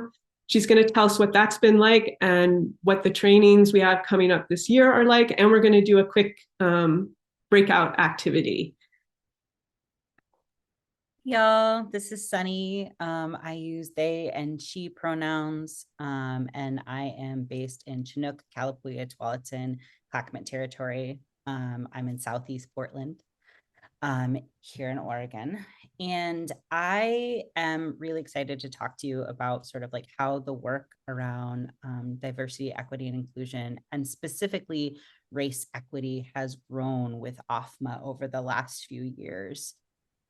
We started by just talking about the ways in which white supremacy can surface within nonprofit structures, organizations generally. And now we're at a place where we have talked about what does a market model mean, and how do we sort of like look at market models through the lens of race equity and understand like who we're trying to serve in our community, and how do we sort of like shift that. We've also looked at structures within sort of like market systems and ways of being creative in terms of like supporting vendors, and being really active in making sure that there's equity in sort of like the vendor application process, and looking at how, of course, do we make markets safe and equitable for the whole community, right? So that's including vendors, volunteers, and like patrons of markets. And throughout that time, I think what's been really exciting is we've gotten to a place where folks have really been able to share, like, here's the things that are really working within my market. Here's like some of the cool, wild ideas that I have, and some of the things that we've done, again, structurally in terms of our market. Like, here's some of the structures that we've put in place that have created more equity. And we've also had the opportunity to hear from each other, like, actually, these are the things that I'm struggling with. And this is where I don't have enough capacity. I feel like I have too many jobs to be able to do this. I feel like people just aren't responding, and I want to do this, but I'm not really sure how to get any interest or traction beyond sort of like what I'm doing. And that is really where the workshops that we're hosting this season are coming from, is asking people either what is something that's worked really well for you and you want to figure out how to grow that idea, or where's a place where it's just like, no matter what I do, I feel frustrated, burnt out, and stuck around this particular problem around equity. And it could be anything from like relational aspects between vendors, or how to sort of like take accountability as a market manager, and how to sort of like implement feedback from the community. Or again, like, are there structural problems? Are there ways in which like there's inequity in sort of like the way that your market is structured? And we'll have the opportunity to sort of like do some skill sharing as peers via a highly skilled interviewer, myself. So I'm very excited about those things. I'm also realizing, so rude, I didn't introduce myself at all, and I apologize about that. So let me just like go back for a second and tell you who I am and have been for the last 4 years.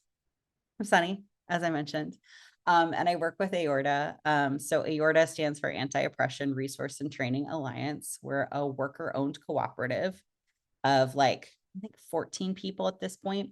And we do a wide range of facilitation work, including workshops. We facilitate group process. We work with mostly like leftist organizations, looking at policies and procedures and thinking about like, okay, we know that most of the models that we have in this world are kind of busted and they're not serving us. And they are oftentimes, in fact, replicating the very systems that our organizations are seeking to shift. So how can we be more creative, and how can we create pay structures and meetings and conflict policies and pedagogy that actually reflects our values? And the reason why I was so attracted originally to working with OFMA is because we talk a lot about building a solidarity economy, or how to create models and economies that don't rely on the current capitalist system, while we know that we're still very much working within that system. And that's why we're a cooperative. It's very important to us. It's why we, run our own business and share the profits of that. And I think that farmers markets are actually a really cool opportunity to think about and to build a solidarity economy. We're doing this thing that can feel really traditional, or it can feel very like, I don't know, it can feel a little bit stuck sometimes. And there's all of the equity issues that y'all have been talking about. And at the same time, there's an opportunity to sort of like shift the economy in a really important way. And to push it even further than maybe we think we've seen it go so far. So that's a little bit about aorta. That's a little bit about me and sort of the workshops that we're going to be doing together. And in that vein of sort of like foregrounding equity, and also understanding like our community, we have an opportunity to think about like, okay, where are we? What is our relationship? Like, I mean, literally, sometimes I'm like, where are we? Like, what am I doing today? But where are we literally? What is our relationship to the place where we are right now? What is our relationship to the people in our community right now? And so we're going to use this fun tool. Do we have someone to drop the link? I just realized I didn't have the link. Yep, we'll drop the link in. Yes. Okay, cool, awesome. So we have this opportunity to do a little bit of research about the place that we are and the people who we are in community with, and to sort of like deepen our relationship to that. So you're going to get an opportunity to look up where is your market located and who are the first people of that place? Who are the original caretakers? Who are some of the first communities that live currently in the place that you hold your market? Sometimes that might seem a little bit surface, right? But we're talking about starting a relationship, and starting a relationship requires a lot of curiosity and a little bit of research usually, and a little bit of sort of like tuning in. So we're going to be using the nativeland.ca tool to figure out like, where are you? What's the history of the place where your market is located? We're going to have some time to do that in breakout groups. And as you are talking about that, take a minute to sort of like notice like what's coming up for you. Are you feeling excited? Are you feeling like, actually, like, I already know this and it's kind of frustrating that like this is where we're at? Are you feeling like, oh, I didn't know this. I feel a little bit embarrassed that I didn't think to do this on my own. What are you feeling as you are thinking about that? And what are markets supposed to do with this information? Is it just to put an empty? No, absolutely not. I think that this is the opposite of that. So a land acknowledgement is saying we acknowledge that there, I mean, I wouldn't even, I was about to say something. I was like, we acknowledge that there's a colonial history and that actually like the government that we, are all a part of right now, actually is a colonial government, is a colonial entity, and there's unceded lands that we are a part of right now, and, a history. But no, that's actually not what we're doing at all. What we're trying to do is we're trying to understand what our relationship is to the people and the place that we're at currently. And that goes beyond sort of just like, yeah, we acknowledge colonialism. We acknowledge that Indigenous people have been dispossessed of our histories and our culture in service of a capitalist imperialist system. It's saying, what does that mean practically? And also observing what that brings up for us. Yeah. Okay. So again, find the history of the place where your market is. And there's a food system timeline on OFMA's website that you can understand sort of like 25, 100, 500 years ago and how it shows up in our lives today. And then what part of our country or region or state's history do you see having an effect on your market and community today? All right, we're going to go into breakout rooms. Yeah, let's do it. Let's do it. So I'm going to ask you to drop 2 words into the chat right now. 2 words to describe that experience or that conversation. And we're focusing on our own experience of that conversation, right? So not like being like, here's the word someone else said, but what was your experience of that short conversation or that moment to check in with the place that you are a part of and the community that you're a part of and the history of that place? Give folks just a moment to put 2 words into the chat. And as others are contributing to the chat, if you're able to take a moment and read their word.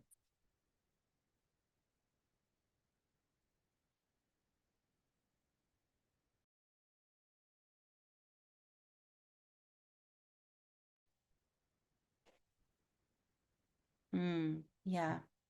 And I'm wondering if just one person would be willing to come on and share for like just a moment about your word. I see accountability, responsibility, and excitement, reflective and impact. If anyone who shared any of those words wants to share just a little bit more.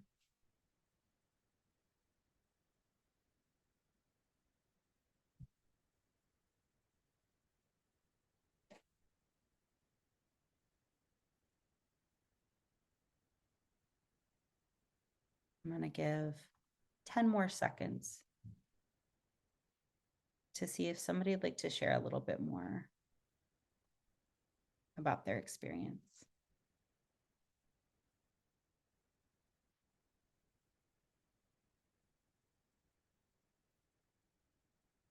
Yeah, please. Thank you. So I'll be quite honest. I have a hard time when it comes to DEI work as a Native person because the first thing I hear when I hear land acknowledgement is I hear emptiness. It's 2024. We're past land acknowledgements. We need action. And, you know, in meeting with my group, and, you know, they're very lovely people, but the fact of the matter is what are the next steps? Right? So instead of us, I lead a Native marketplace. I am, you know, I don't need to acknowledge the lands that I'm on, but I will say that, you know, I live in Multnomah County. Multnomah people did not survive the genocide. That's why we have confederated tribes here in Oregon. That's why people don't know a lot, because everything was quite intentional, right? When you're doing a land acknowledgement, which to me as a Native person, maybe other Native people don't, you know, see the same way because we're not a monolith, but it can feel very empty. Especially when you say things like we're on the home, like historic homelands or the ancestral lands of, we're still very present, we're still very much here, you know, and there are many different tribes that have had to come. My family ended up here from Montana because of the reservation movements, you know, so understanding that Native people have been not given the same proximity to choice as people who are benefiting from their genocide. So what are the next steps, and what are people supposed to do to actually begin making good, instead of just saying, I know I live here? What type of programmatic effort are we offering to Native people specifically? You know? This is Sunny. Yeah, absolutely. And I think that's exactly, I was sharing with Amanda that I was really appreciative that you asked the question about land acknowledgement, because again, I think like the opposite of that is deepening relationship. Like the opposite of land acknowledgement is understanding like your relationship to place and like and to your community. And I think that that's a really important thing, especially like, you know, I think sometimes folks who do live in urban environments, right? Like there's this sort of historical casting or being like, oh yeah, like, I don't know what it is. It's weird. It's complicated. Something happened. I'm not sure. Why do we have to say like 6 different tribal names when we're doing a land acknowledgement? Like there's a lack of understanding of sort of like what that history is and the programs that you're specifically talking about like sort of like relocation programs. And so I think that's exactly why taking that moment to sort of like encourage people to do a little bit of reflection so that it doesn't become a land acknowledgement and it doesn't become a moment where everyone's sort of like having a reaction or sort of like casting Indigenous peoples in a past light, when in fact, like there's relationship right now that can be built.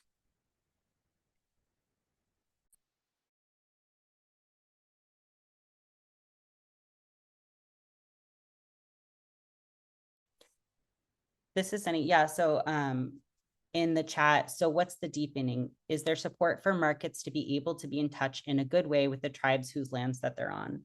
And I think that, I mean, you know, that's probably a question for Amanda, but I'll say for my part of it, right? And sort of like the race equity work that we've been doing. That's very much the tone of the conversations around what are market managers struggling with in terms of like who's accessing those markets, what their relationship to community is, who are the volunteers and vendors at their markets.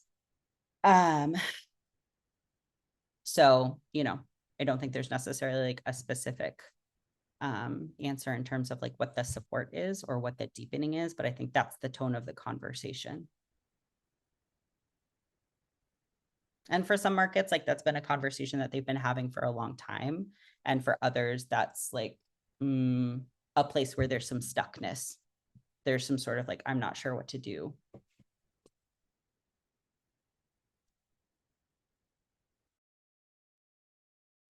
Yeah, I think the reason why I wanted this section in our boot camp is because I wanted people, this boot camp is for people who are new to farmers markets, or they're a new market, or they're new to our OFMA's farmers market world. And I wanted people to know that these are topics that we talk about here, and we're not trying to avoid them. And sometimes, yeah, they are complicated, but I want people to bring them up at our peer learning circles, and I want people to come to our workshops and talk about these things openly. And I'm also realizing that in this section, I came to it with this idea thinking that like, oh, people, a lot of our market managers don't know the land that they're on. And I forgot to think about that there are going to be people here who know very clearly what land they're on and how they're connected to it. And I don't think we did a good job in this session, like realizing how that was going to make people feel. Yeah. I mean, I think that's fair, Amanda. And also I didn't make that assumption at all. And I thought that it would still be a good conversation in terms of like, okay, so like, where is there like a wide variety, like in this group, a wide variety of understanding of sort of like Indigenous histories and like relationship to Indigenous people and tribal communities as like markets, like what is the spectrum of sort of like experience there and surfacing that, because other times it can sort of like be unspoken and sort of linger, you know?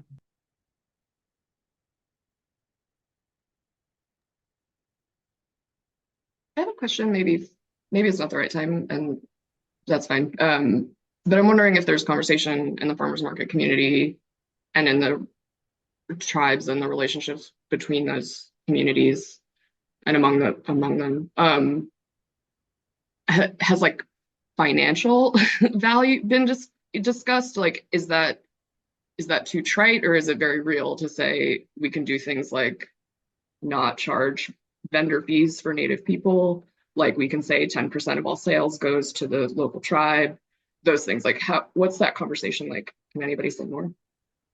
Yes, there's definitely lots of different ideas on how to do fees at farmers markets and how to structure fees. And there are farmers markets that don't charge fees to any of their vendors, that don't charge fees, that have different criteria for when and why they charge vendors fees or not, and the kinds of fundraising that they have to do to be able to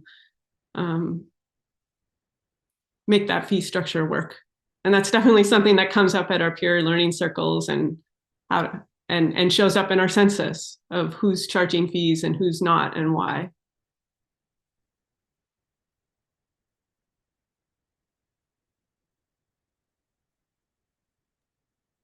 So yeah, I'm talking about like reparations specifically, like a conversation about that. Yeah, there's definitely farmers markets that don't charge fees for reasons of justice and equity. Yeah, Jack, are you talking about like some sort of understanding like across markets about sort of like this is like a policy, or are you thinking, because typically the way that the conversation has happened is it's been like individual markets talking about like, here's one thing that we do around, for instance, vendor fees, or like, here's like one way that we like funnel donations in a very specific and intentional way. And like, we do it because this is seen as like reparations, or because this is seen as like a way of building community, or whatever it is. Yeah, I guess I'm asking about like the role of money in the conversation, which is like maybe too abstract for right now, but like, No. Because nothing's enough, right? There's nothing that fixes the history. Like there just isn't. We just have to sit with it. But then there's also the reality of like the poverty that the history has caused and the lack that the history has caused. So yeah, I guess I just like, how do we address that in like a real practical way? And like money is the thing that makes everything easier for everybody. So I don't know. I was just kind of asking all the feelings about it, I guess.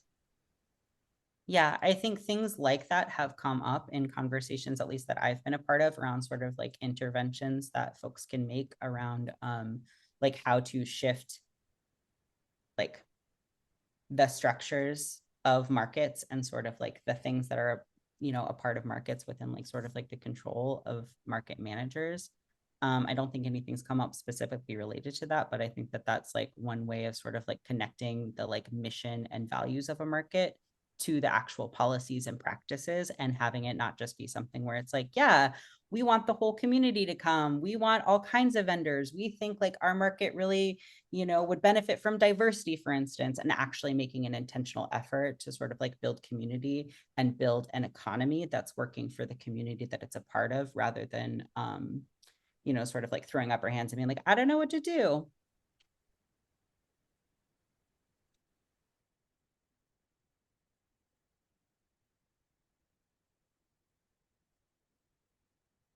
I'm glad that people want to spend more time talking about this. I'm glad that we're not just rushing through it. And I'm glad that we have more opportunities to keep talking about it this year with Sunny and Aorta and at our peer circles. And I hope people will come back for that. Oh, Lisa, I see you're raising your hand. Sorry, I'll try to be quick. Just what Jack was saying made me think about how I think it's great that we're all individual organizations and really hyper local and can really try to serve our specific community. But we're all trying to figure out different policies or solutions or things around money on our own. And then we all have our different things, and sometimes we're all just kind of reinventing the wheel.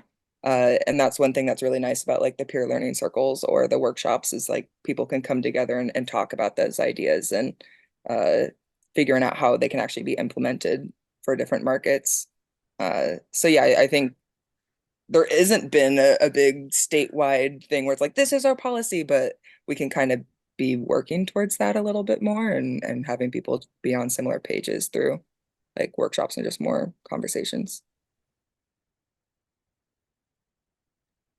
Yeah, someone in the chat box is sharing the anti-racist farmers market toolkit, which I think like has been something that I know I personally have like done a lot of reading through, and it's something that like we foreground a lot in the trainings. And I think a lot of the principles within the anti-racist farmers market toolkit, while it doesn't like specifically speak to like colonialism, I think like can be applied to thinking about can be applied in sort of the same way, about thinking about like what are the levers that we can pull to create equity, and how do we build authentic relationships.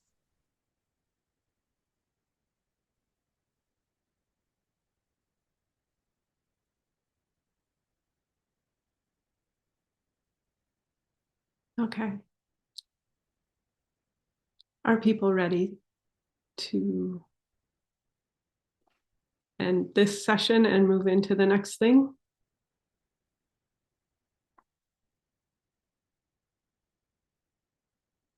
And that's the point, is we brought this up here because we want to come back to it, and we want to keep talking about these things in more spaces throughout the year. This isn't supposed to be a 1.5 hour thing that OFMA looks at one time a year at our boot camp. It's ongoing.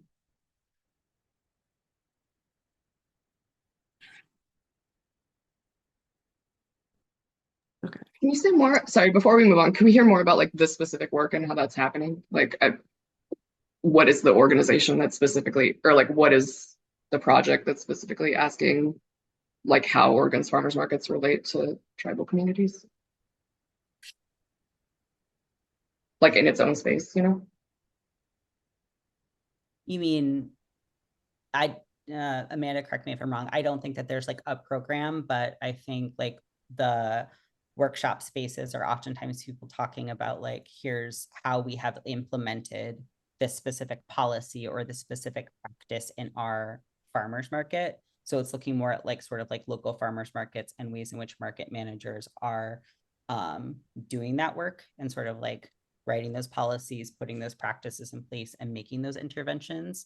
But I think the conversation that I'm hearing is like that there might be a desire for something that is more broad and more specific, rather than sort of like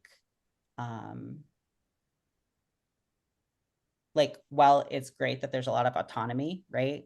And a lot of opportunity for creativity in terms of like how markets are implementing equity, that there's like maybe a desire for more specificity in what that means. Does that feel true?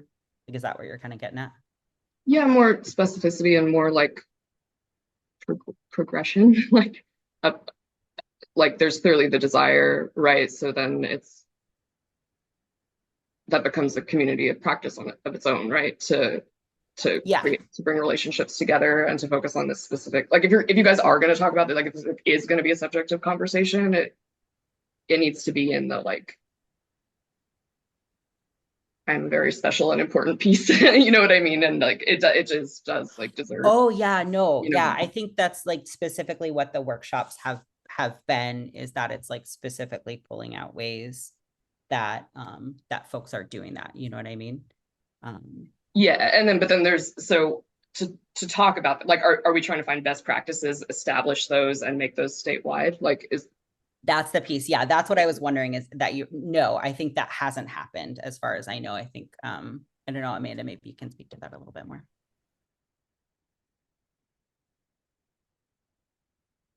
Sorry, I was doing two things at once. I was trying to respond to something in the comments, and I don't know what I've just been prompted to talk about. I'm sorry. I'm so sorry. So I think what they were asking is, how do these conversations about how market managers are implementing things, like, is there sort of like any effort to like make that like statewide, or to move it beyond sort of like individual market managers or individual markets trying out different things and making it more of like a standard best practice?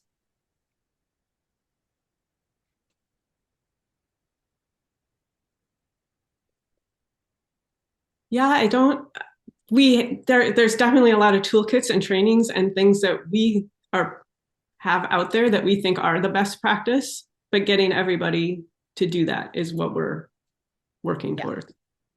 And everyone's very individual, these markets, and where they're at, and wanting to participate with us about doing that. Yeah. Yeah, it makes me think like, you know, in a lot of the toolkits, like there's sharing the expectation, and then there's like sort of like having people locate sort of like where their market is at, which I think the anti-racist toolkit does like a really good job of. And you know, the conversation in the chat box about like, yeah, and also what does that look like specifically with working with Indigenous people and Indigenous community, because like there's specific protocols, but also like specific histories that aren't always evident. And again, well, I think a lot of the lessons in the anti-racist toolkit are transferable, it's also specific.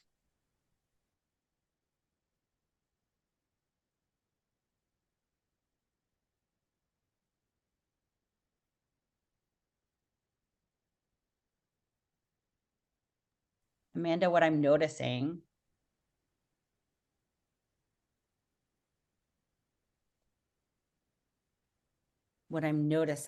is that maybe folks are looking for more space to have this conversation.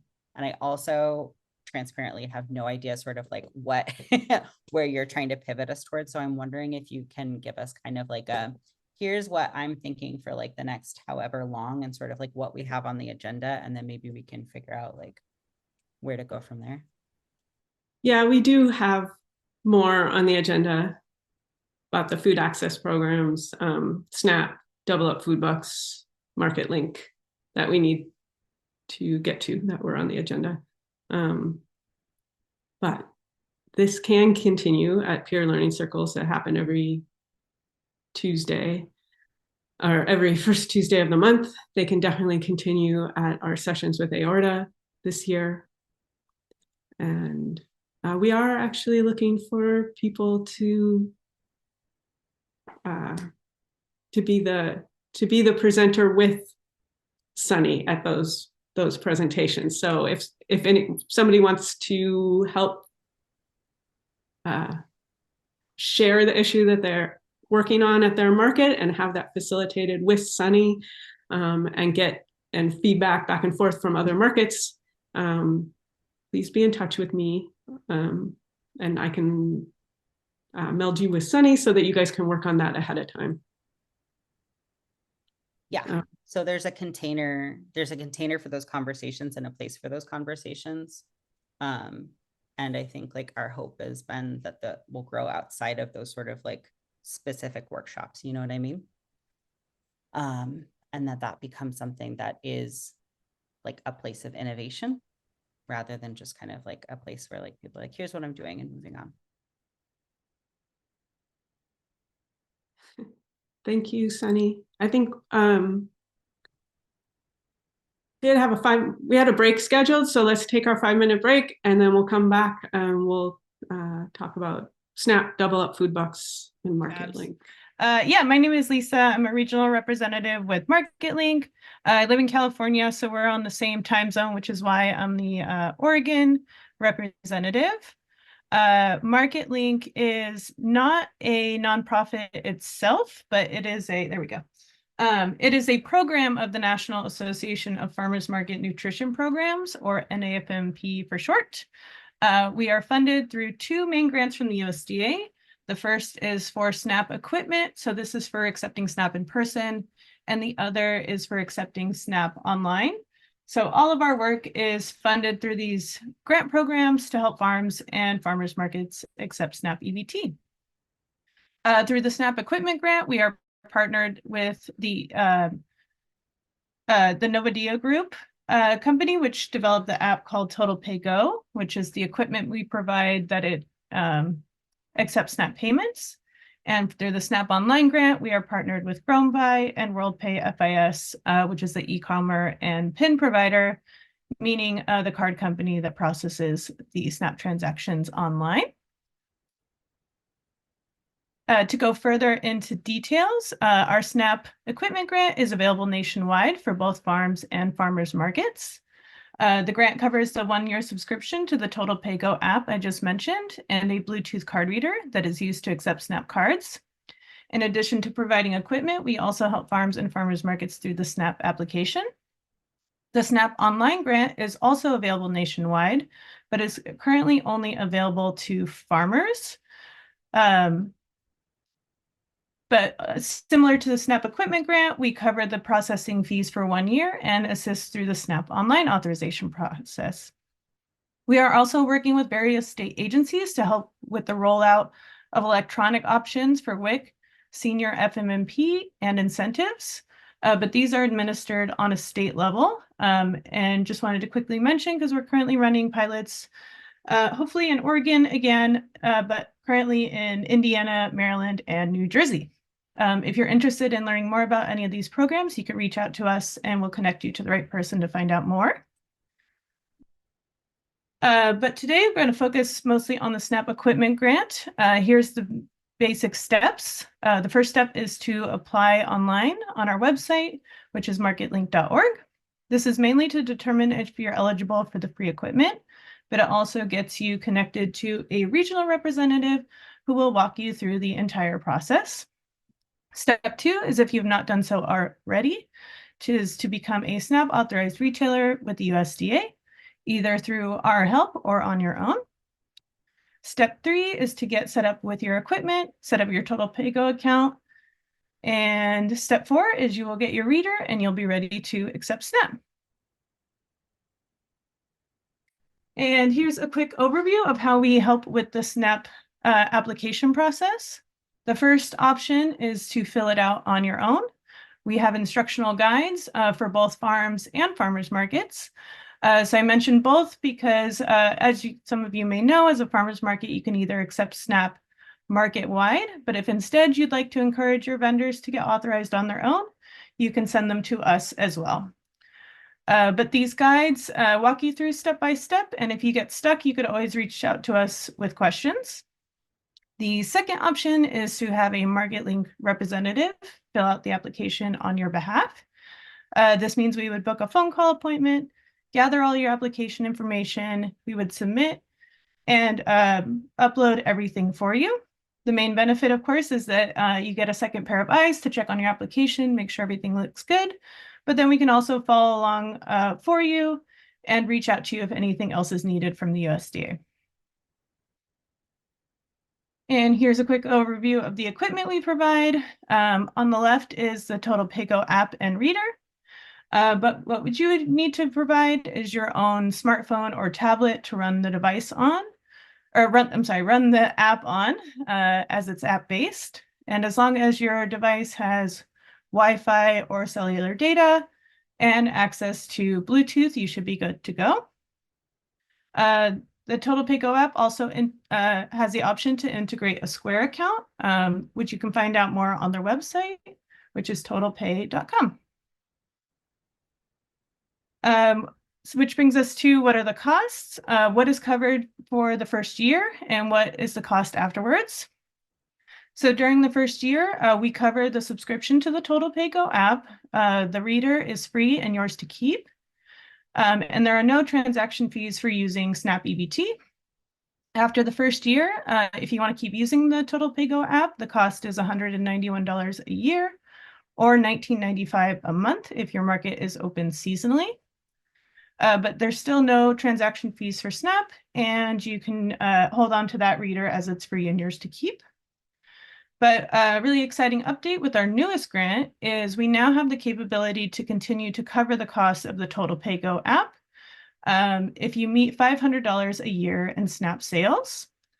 So this means during your first year, if you've done $500 in SNAP sales, your next year is automatically covered.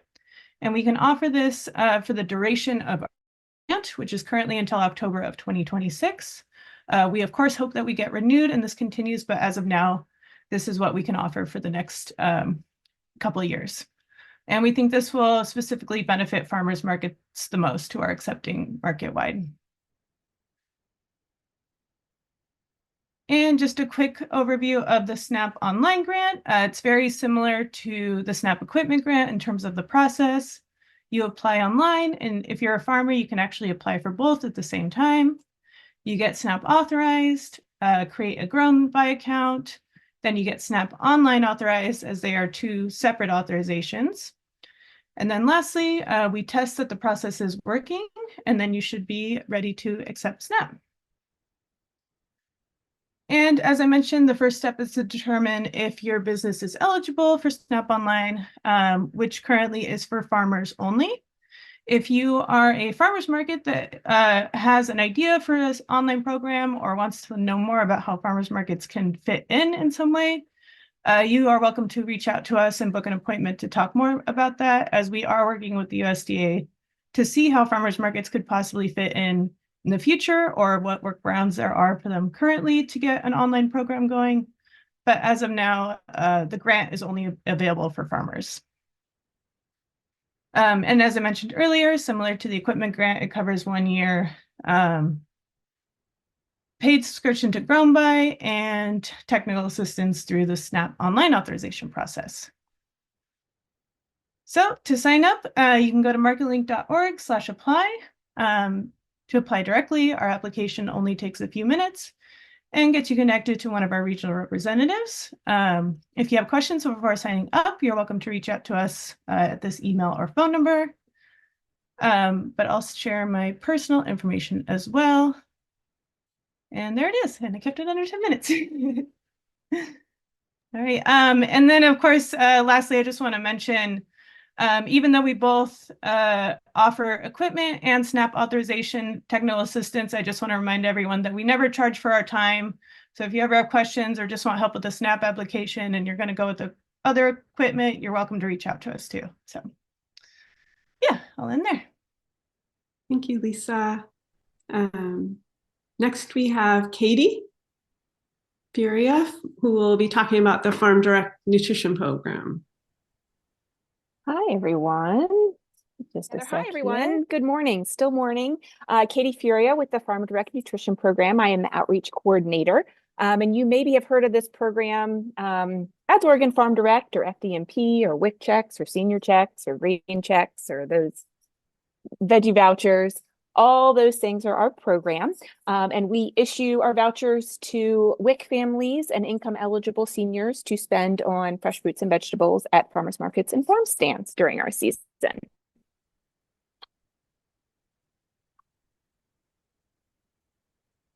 I'm going to stop my video to see if that helps here. My bandwidth.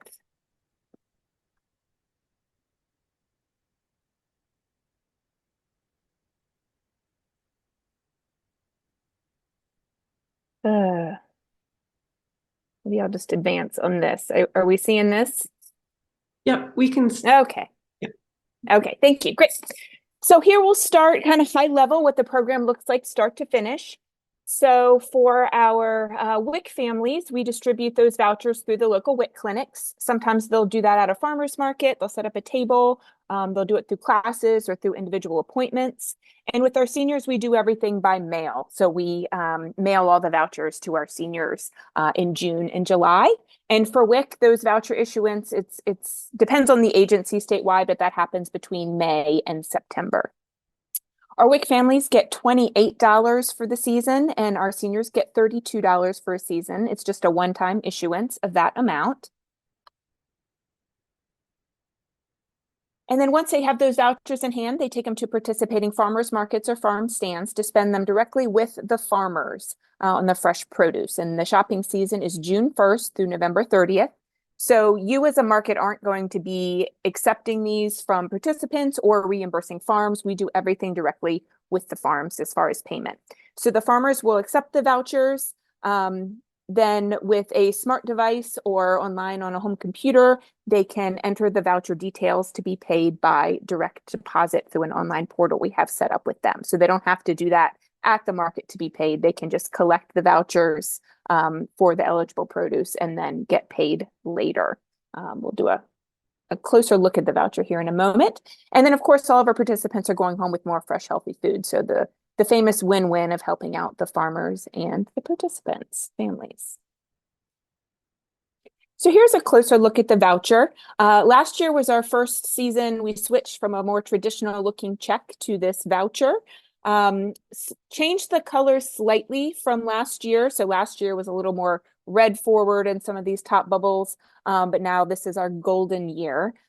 So we still kept this green border for familiarity, but slightly different. We have the year bold in the corner and down here because they are only spendable within the shopping season. And here's a closer look at that barcode that farms are scanning or the serial number that they're able to manually enter into the portal as well if for some reason they can't get that barcode to scan. And these are all $4 increments. We issue them in booklets to our participants. And again, it's just a one-time issuance. A little more on the eligible foods. Again, fresh only fruits, vegetables, and cut herbs. We do not allow anything processed, prepared, or potted. So slightly different than some of the eligibility for other programs that do allow edible plant starts. That's just one of our federal regulations that we cannot allow that. And we define locally grown as grown in Oregon or a bordering county of Washington, California, Nevada, or Idaho. So if you do have any farmers coming over the border to vend at your markets, we are happy to authorize them as well. So benefits of becoming a participating farmers market. Really, the biggest benefit is inclusion on our online directory, which is marketed to our more than 125,000 participants. We're launching a brand new directory this season. I've teased that for the last couple of years, but it's actually happening this year. We've been limping along through our last directory, which was not super user-friendly. So I promise you this one's going to be better. Here's an early screenshot of what this looks like. We're planning for it to go live on May 1st this year, ahead of our June 1st shopping season. But people can search by city, by zip code, by market type if they're looking for a farmer's market versus a farm stand, or they can also specifically search for your location by name. It will also, we have this ability to add a notes field now. So if you want to include information about, don't park behind the library, or we're open every first and third Monday of the month. Those special notes that don't necessarily populate in the given fields here, we do have the ability to do that. And then it's going to click right through to Google Maps so people can get driving directions if needed. And of course, a big benefit of being in the directory is that you'll have more shoppers, new customers. We often hear from our participants that they've never been to their local market, and these vouchers are really what gets them out to check out that market. Since you are not transacting the vouchers yourself, all that's going through the farms, we don't ask you to do any tracking or reporting. So very easy to have in your market. And of course, supporting your community and farmers, which is really why you're all in this business anyway. And to be one of our participating farmers markets, you just need to complete the online application. So yesterday I sent out emails to all of our previously authorized markets who had emails for. So the application link was in there. If you're a new market or didn't receive my email, you can also find that link on our website, which is myoregonfarm.org. If you navigate to the side, there's a link to, I think it's called Resources for Farm and Market Representatives. And if you click through to that page, you will find a link to the application. You can also let me know, email me directly. My contact information will be at the end of this, and I can send you information as well. So we'll capture all of your information from the application, which is pretty straightforward. It's really just the information that we would need to put on our directory. We'll review that, let you know if we need anything else. And then we send out material setup packets in May. So those will include a farmers market poster, a guide with additional information, some frequently asked shopper questions that you can share with anybody who's working in your market booth. Because that's really the largest role you have as markets in this program, is really just helping out the customers who come with questions and need a little guidance. So other ways you can help, just keeping your location information updated throughout the season. We do ask that you plan to have at least one Farm Direct authorized farmer present during your markets. If we're sending people to you to spend their vouchers, we want them to have a farmer there they can spend them with. If you want to know which of your farmers are authorized, feel free to send me a list and I will let you know. We do ask that you review the program materials we send, again, to help shoppers with their questions. Provide equitable treatment to Farm Direct shoppers in the same way you would all customers, and then send eligible farmers our way. If you have some produce farmers that are not participating in the program that are interested, let's definitely connect and see if we can get them authorized. And just a little more on what the farmer authorization looks like. To qualify, they must grow, cultivate, or harvest crops on land in Oregon or a bordering county and sell their own produce at a farmer's market or farm stand. We'll have them fill out an online application. We require an initial training orientation, and they sign a 3-year agreement with us. And then we also send them a setup packet in the mail. And after all this, we work with them to get them set up with their online payment portal so they can process those vouchers and get paid. And then I'll just end here. Last year was the first year we broke 2 million in redeemed for the program. So that was really exciting. That was between the WIC and senior program. And for this coming year, we're planning to issue to even more participants. So just over 59,000 WIC participants and 68,000 senior Farm Direct participants. And my final slide is my contact information. And we'll be sure to share out all these slides after this. So you can grab all this information then as well. And I think I'm all set. Thank you all for your time today. Thanks for bearing with me. Thanks, Katie. We're going to hear from Mallory now about Double Up Food Bucks, and then there'll be a chance for asking questions about all 3 of these programs. I saw a few questions coming up in the chat already. Yeah, so I'm Mallory Watson. I use she, her pronouns, and I'm the program manager at Farmers Market Fund, and we operate the Double Up Food Bucks program and partner with markets around the state to offer that matching program. So if my computer will cooperate, there we go. Just a quick overview. Today, I'm just going to give you an idea of who we are, what Double Up Food Bucks is, if you're not familiar, how your market can participate, and then kind of what to expect as a partner market. So like I said, I'm with Farmers Market Fund. We're a small 501c3 nonprofit. We're based in Portland. We have staff in Eugene as well, and work with markets all around the state. We've been doing the Double Up Food Buck program since 2015, and our funding mainly comes from an appropriation from the state of Oregon. And then we have a couple of federal grants as well as some like local foundations and things that also support us. But yeah, we also, in addition to farmers markets, Double Up Food Bucks is also available through CSAs and grocery stores around the state. Farmers Market Fund just focuses on farmers markets, and then we partner with Oregon Food Bank for the grocery program and Pacific Northwest CSA Coalition for the CSA program. This past year, we had over 80 farmers markets, over 25 grocery stores, and over 50 CSA farms around the state. You can kind of see how things are spread out on this map here. One thing to note is that the programs are not currently interoperable. So a customer unfortunately isn't able to go earn a match at a farmer's market and then take those matching dollars and spend them at a grocery store.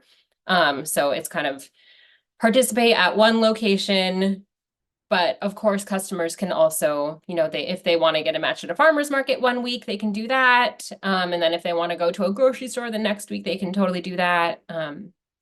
So anyone's able to use all three if they want to. They just can't spend the matching funds in between the different types of outlets. So for those of you who aren't familiar with Double Up Food Bucks, similar to what Katie mentioned with the Farm Direct Nutrition Program, we like to think of Double Up Food Bucks as a win-win-win, where farmers are making more money because there are more dollars being spent in the farmers market. We feel that families bring home more fresh food, having the extra dollars to spend at the farmers market, and it keeps money in our local economy. So a little bit about how it works, just like a broad overview here. So most farmers markets in the state have a central info booth where they'll swipe cards and provide tokens in exchange for the EBT dollars that are coming off of the Oregon Trail card. So a customer goes to the info booth, let the info booth operator know how much money they would like to take off of their card. At that time, they'll get the tokens to spend with vendors in the market, and they also will receive their Double Up Food Bucks at that time. You can see here these green cards. That's what our currency looks like this year. It does come in $2 increments. So we say it's a dollar for dollar match in $2 increments up to $20 per day. Of course, anyone can spend as much of their SNAP money as they want to at the market on any given day, but we are only able to match up to 20 of those dollars at this time. Once the shopper has their tokens and their Double Up Food Bucks, then they're able to go out into the market and spend those on eligible items with the various vendors around the market. And then at the end of the day, vendors will redeem their tokens and coupons with the market manager so that they can be reimbursed for all of those currencies that they took. Really quick, just the eligible foods for Double Up Food Bucks. It's a bit limited, maybe a little more flexibility than the FD&P program, but Double Up Food Bucks can purchase fresh, frozen, or dried fruits and vegetables, fresh herbs, mushrooms, legumes, so like dried beans, and and fruit or veggie plant starts, with no added sugar, salt, fat, or oil on any of those items. So really looking at like mostly unprocessed, nothing added, but dried or frozen is okay as far as the processing.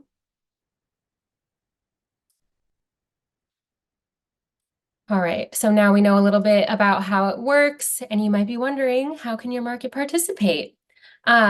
So we do applications twice a year, actually, for the main season, which runs from May through December. We accept applications in early February, but we also have a winter season that runs from January through April, and that application goes out usually in November. So if you have winter hours for your market, you can apply in November. We ask that markets accept SNAP for at least 1 year prior to applying for Double Up food bucks.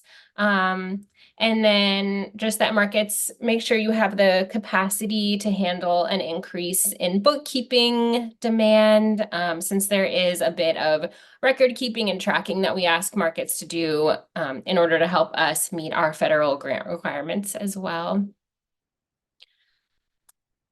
FMF, we really try to make it easy as possible on markets to participate in the Double Up program. So we have lots of tools and other resources for markets. Of course, we provide the funds for reimbursing your vendors. We provide the currency for all of the markets. We provide printed outreach materials and outreach support, technical assistance, lots of different tools and a resource hub that I'm going to show you all in a minute. We also provide like an annual shopper survey and materials to help conduct that. We have a community of practice for Double Up market managers to come together and, just talk about different challenges or successes that they've had offering the program. And we also, just to kind of help with that admin burden that I mentioned before, we offer the Molly Notariani Growth Grant, which provides just additional funding to help with all sorts of operational support that comes along with offering the programs, whether that's staff time or equipment or things like that. That grant is there to help support you. So I wanted to give a quick overview of our resource hub, and I'm sorry, I'm going to look away to my other screen to show you all. So this is our manager hub. I kind of think about it as like an online kind of guidebook, so to speak. And so we've got, our calendar on here, different information about market day, managing your vendors, data collection requirements, outreach and marketing, shopper experience. And we have like webinars here in our toolkit, which I'm going to show you as well. It's a Google Drive where we have all sorts of tools and other things for markets to access. Like we have our trainings in here, letters for your vendors to help them understand the program, record keeping templates.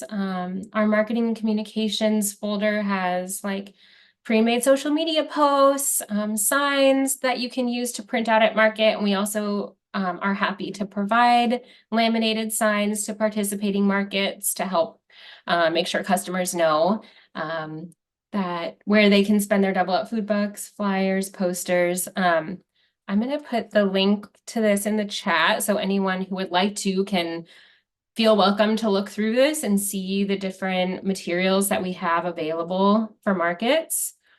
And yeah, moving on to the next slide.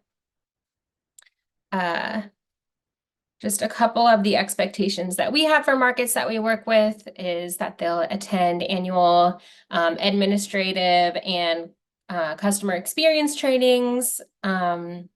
We require markets to have like a designated Double Up point person, maintain records and report monthly including year-end reporting. And then we ask markets to help assist with outreach in your community and letting folks know that the program is at your market. Yeah. So that's my quick Double Up Food Bucks presentation. I'm more than happy to connect with anyone who has more questions. My email address is up here. And I'm sure also in the presentation materials as well. But yeah, I really appreciate the opportunity to be here and try to condense this big program into just a few minutes. But again, happy to connect with anyone and answer additional questions about the program and your specific market. Thank you, Mallory. We do have a few minutes that we can take questions about these 3 programs. If somebody wants to come off mute and ask a question, or Kendra, if there's questions you want to bring up from the chat.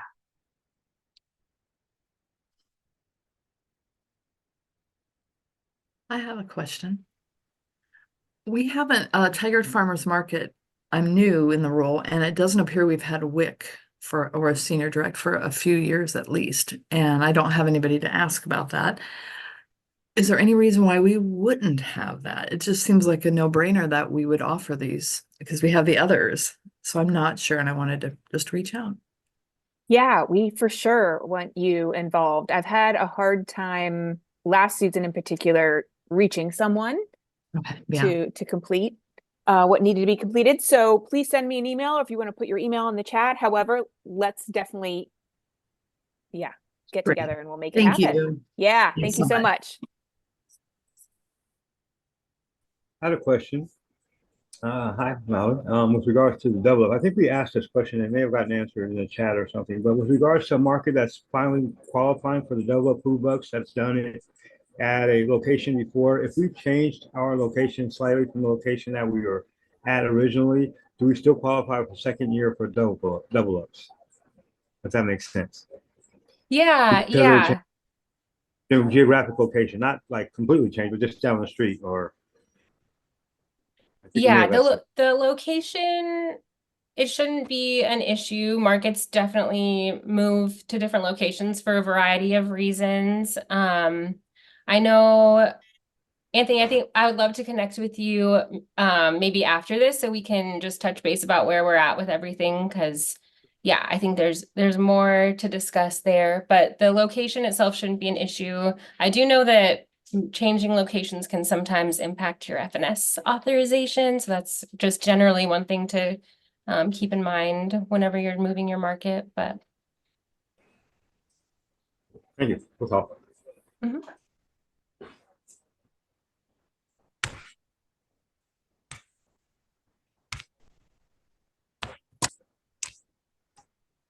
Other questions? Kendra, is there anything in the chat to bring up?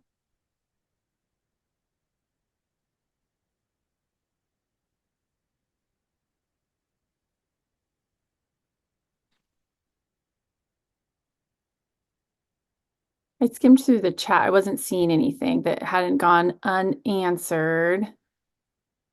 Thank you, Mallory and Katie and everyone for taking those questions in the chat. That's great. Anyone else want to pop off of mute with any questions while we have our experts here? Yeah, I have a question for Mallory. I think I heard you say like the double up bucks can only be used at that market. My question is, areas that have markets kind of close to each other, if somebody gets double up bucks at one market but doesn't use them there but goes to another market and redeems the double up bucks there, how does that affect the grant funding for that? Because we get approved for a certain amount. Yeah, that's a great question. I'm sorry. I think maybe I wasn't super clear. I was saying that the farmers market currency couldn't be spent at a grocery store or like to pay for a CSA, but they can be spent at any other farmers market. And FMF has, we're kind of looking at two things with each market, which is like the distribution of double up food bucks and the redemption. And we know that sometimes the currency shifts around between different markets, and that's totally okay. It's meant to be a benefit for the customers, just to make it easy for them to spend their currency. Okay, perfect. Thank you. I have more questions for you, but I'll just email you because it's really Yeah. specific to my own market. So. Yeah, please do. Okay, thank you.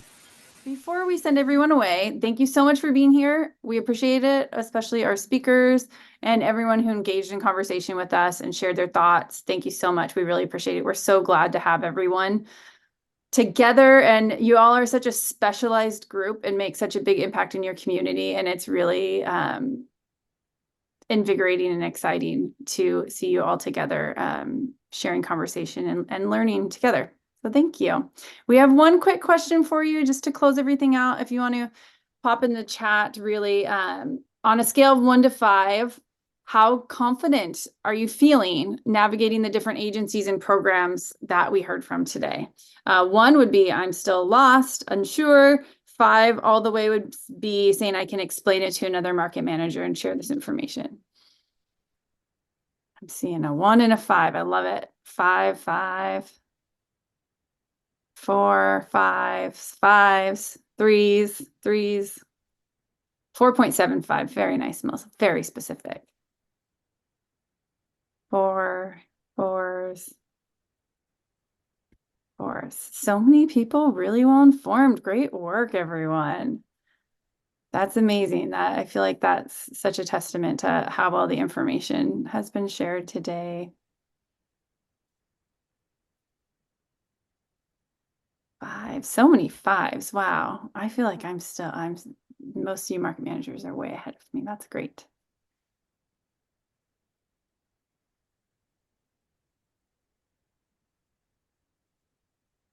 Wonderful. Well, feel free to, thanks, Melissa.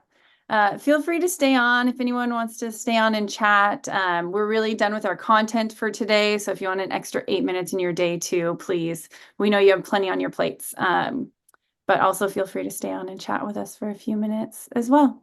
And thank you everyone so much for being here and bringing your expertise, your skills, and your learning energy today. Thank you. Thanks, everyone.